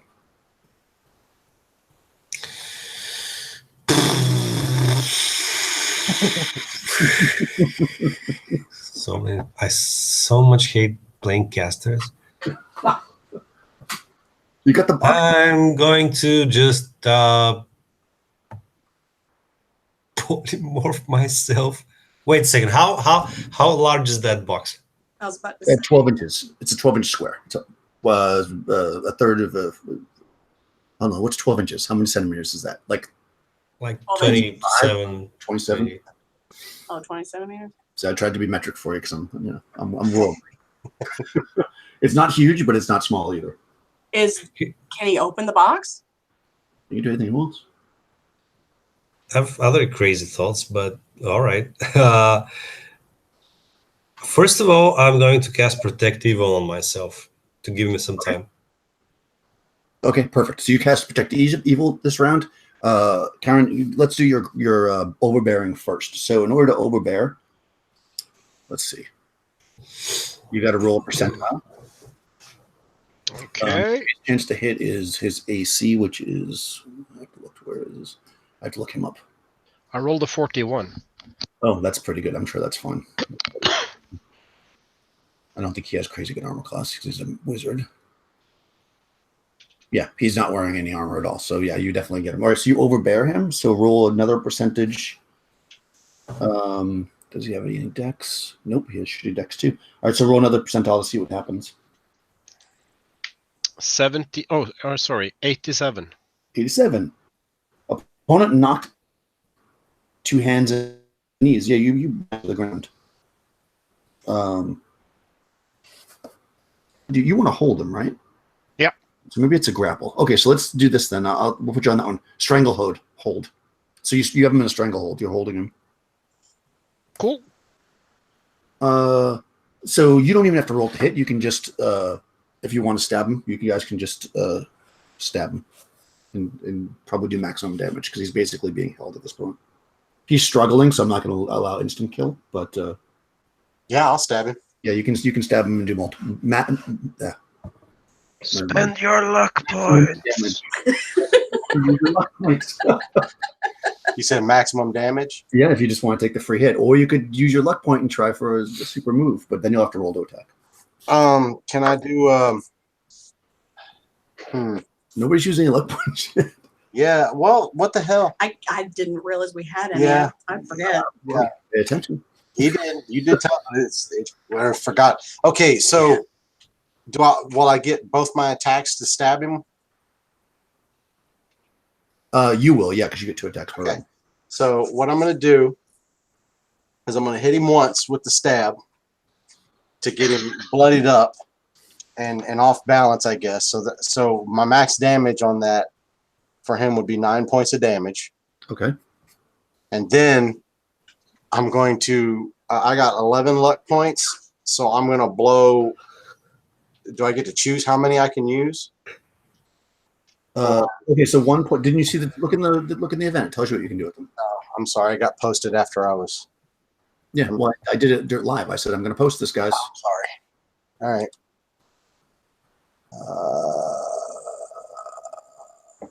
right. You can spend 1 for making an extra attack roll, automatically hit, climb without falling, catch something tossed to you, leap a chasm or a river, tear a door off his hinges, or pick up a man-sized object. For 2 luck points, you can make 2 extra attacks, knock an opponent out cold with a fist or weapon, spring back from a trap just in time, climb while carrying another person. For 3, you can perform a heroic action beyond the scope of the rules. And if you want to kill him, you have to use half his hit dice and luck points, and you have to roll a natural 20 or just a 20 total. 20 are including modifiers. So if you want to use 8, if you have 8, you could try to do an instant kill, but you will have to roll a modified 20 to do that. All right. I don't know that if I'll get I don't know if I'll get a modified 20. That's spending a lot of luck. So what I'll do, I'll 2 to get 2 more attacks would be probably the. Yeah, that's what I'm gonna do. So I'll spend 2 to get 2 more attacks. So that should be, if I got 2 more attacks around, that'd be 4 total. So I'm sorry? Doing 9 points each. Yes. So that would be 18. That'd be 36? Yep. 36 points. He is not dead though, but that's a lot of damage. How about Sonja? Can I change my action? Sure. Ooh. Like no. Who said it? I wasn't looking. It was me, Tolder. Okay, yes. But maybe Sonja goes first. Yeah, Sonja goes first. Then tell me. You can change it if you want. Go ahead, Sonja. Are you attacking as well? Okay. Yes, she is attacking as well. Yeah, but she's gonna. Can I speak and attack, or one or the other? Yeah, I mean, you can speak while you're attacking. If you want to stop and wait for a response, then you cannot do that. But if you want to say it as you're stabbing him. Okay. Well, I wanted to yell. I'm sorry. The character that has the bracelet. I don't remember his character's name. I'm so sorry. Nobody has the bracelet yet. He doesn't have the bracelet yet. Okay, but she's gonna ask her friend, the one that opened the blue vase, if he I have a box. Yeah, if he can open do you have the bracelet as she's attacking? Are you gonna spend your luck points? Yeah. All right. So where's my luck? You I got 13. You got 13. Lucky 13. So you spend 2, and you get to make 2 extra attacks this round. Okay. So 3 total for you. 3 total this time. 3 total. So just maximum. You don't have to roll. Just give me your maximum damage. I'm sorry, what now? Just give me your maximum damage. You don't have to roll because Maximum being damage? He's been tied up. He's being held down on the ground, so you don't have to roll to hit. Oh, okay. Well, So my it's maximum 8. damage. Her maximum damage is 8. So 8 times 3, so 24, right? 24. So okay, he's very, very injured. I'll say that.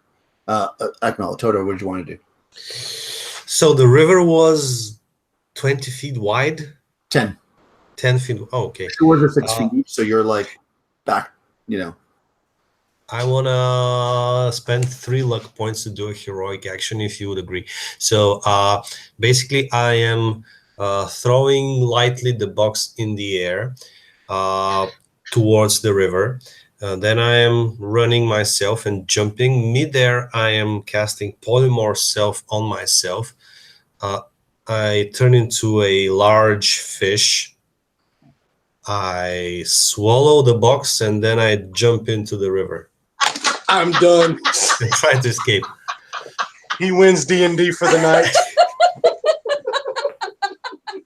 Okay, I will say that's pretty awesome, but I will tell you this, just so you can decide that the water is only 3 feet deep. That's plenty deep. Yes, but Any fish that's large enough to eat the box, it's a foot wide, is probably not going to be able to swim in that little bit of water. That's all I'm going to say. garbs have been known to swim in mud. I'm I'm gonna, just saying that you're going to be a pretty big fish. You're going to have to be like a whale or something. Or a shark. Come on. I mean, I said I'm going to say that alligators can swim in 3 feet of water. But can an alligator swallow whole a foot square box? Oh, it's a foot square. Yes. It's a pretty big box. Okay. The estimate is amazing, and it's going to happen. But I'm just saying, I was thinking it was like this big, dude. I mistook the size of the box. I'm sorry. Yeah, the box is a foot square. That's the only issue at this point. Pretty big box. Yeah, you can. I mean, you could be a hippopotamus.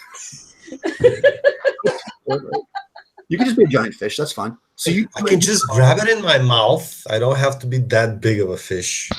Yeah, you can grab it. I'm down. It's working. Yes, 100%. But And I'm going downstream trying to escape. okay, but just because the dice have to always All right. throw in that extra thing, make a roll 3d6 under your dex, equal to or under. We'll say. All right. I'm first going to roll them and then check my dex. Oh, nice. That's 7. Yeah, that's probably good enough. I'm sure. I don't know what your dex is, but Yeah, I didn't have anything lower than 10. super low. All right, cool. You do it. You turn into a big old fish or something of that sort, and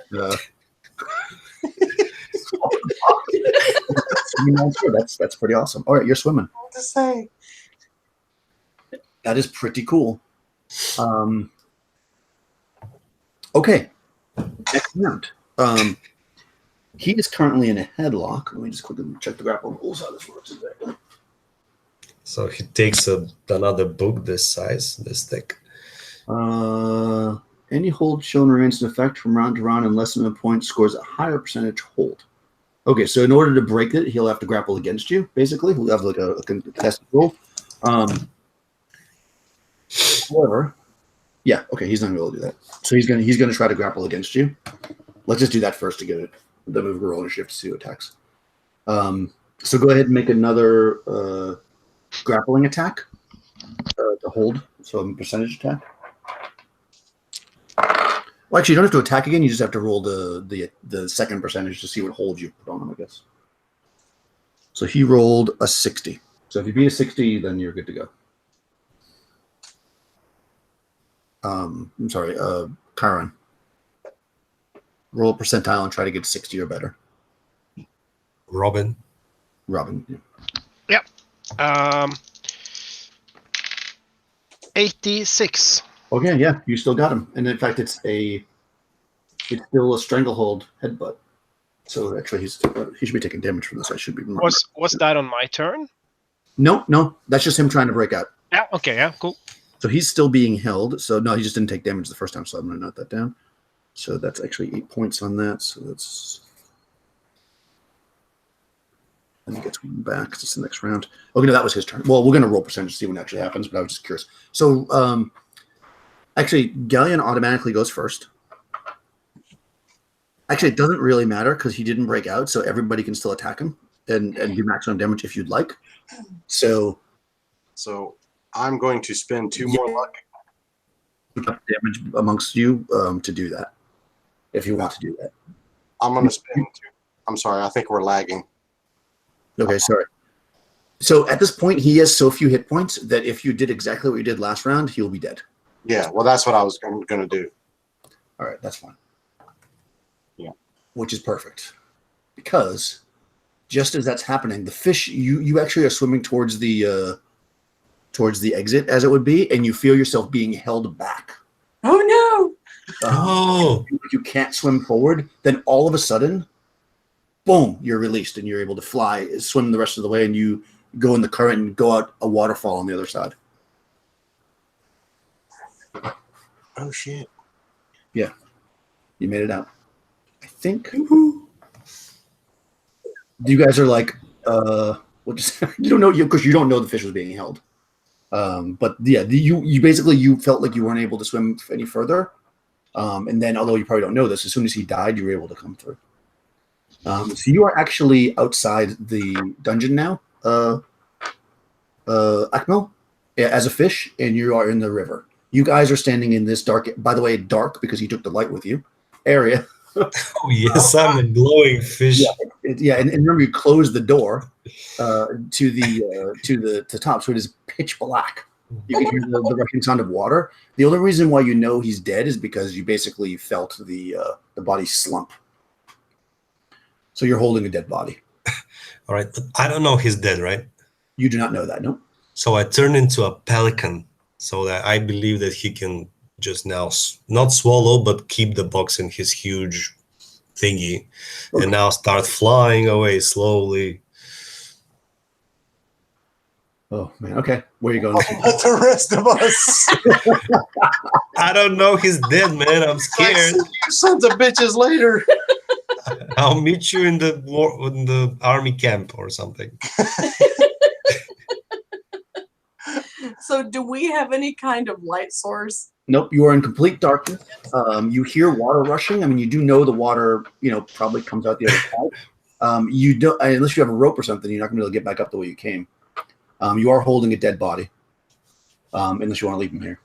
No, I want to take him with us. So yeah, so yeah, I'm going to continue carrying him. Okay. So I guess we could probably just jump in the river and just go towards the opening. Yeah, you can. You're going to take a little bit of damage, but I don't think anybody's so hurt that it'll make a difference. Yeah. You get banged along the river and you pop out the other side under a waterfall. You splash down into it. Yeah. So you've got the dead body. You don't have the bracelet, the other half of the bracelet, because you don't know where it is. But the pelican is gone. Well, the fish is gone. You don't know he's I see a large pelican trying to fly away. It's very slow at first, he has to gain speed or something. Yeah, it's not common to see pelicans around here, but you do see the pelican flying away, and I guess you probably head back to the camp. Would we know that was him? Let's say, yeah. I mean, you don't usually see pelicans. His throat is very bulgy. Yeah. Yeah, because you see basically the pelican with like a square inside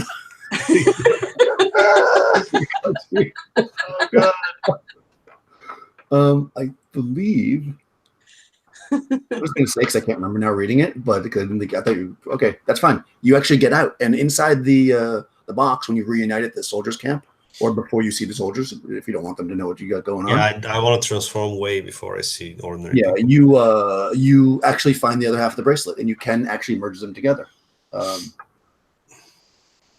Yeah, 100%. You got it. Wow. Yay! Do we want to merge them? Yeah, I don't know. But you can. Yeah, you can merge them if you want to, but you don't. I mean, actually, yeah, it's you probably still have your evil vision up. It's pretty evil. Yeah, I warned Sonja about it. I mean, it's her choice, but it's great evil. I mean, a great evil man wanted to create this great evil artifact for himself. No, I think we should destroy it. And you can do that. All you have to do is have to go find 2 monasteries on 2 sides of the world and that kind of stuff. oh, okay. Or- That's cool. I love that. More importantly, when we make our way back to the wizard's camp, is there loot there? Okay, so I'll do that. You get to the ending of the adventure. When you go back to the soldiers, first of all, they reward you with 2 huge diamonds, Okay. sapphire, 3 rubies, and 150 gold pieces. So a ton of gold. Whatever the we'll say that's what the contract was for. If you do make your way back to the wizard's cave, it has been completely flattened and everything is gone. Is the sky still? The sky is no longer yellow. That's how they know that you succeeded. You come out to a fresh, clean sky with the wizard destroyed. The brother obviously, tried to hide the bracelet, but wasn't able to. But you guys were able to find it and destroy it and prevent the evil Sonja from joining them, because it would have been pretty bad if he had. And I believe, just so you know, I think you actually, if you somehow, because of the fish thing and because of that grapple, you basically you were able to do it, because in most cases they give you a bunch of options what might happen. In most cases you aren't able to get the bracelet, but you actually got the bracelet, so that's pretty cool. So there you go. And the rest of the story, I guess, is for another time. That's what they say, right? So well done, guys.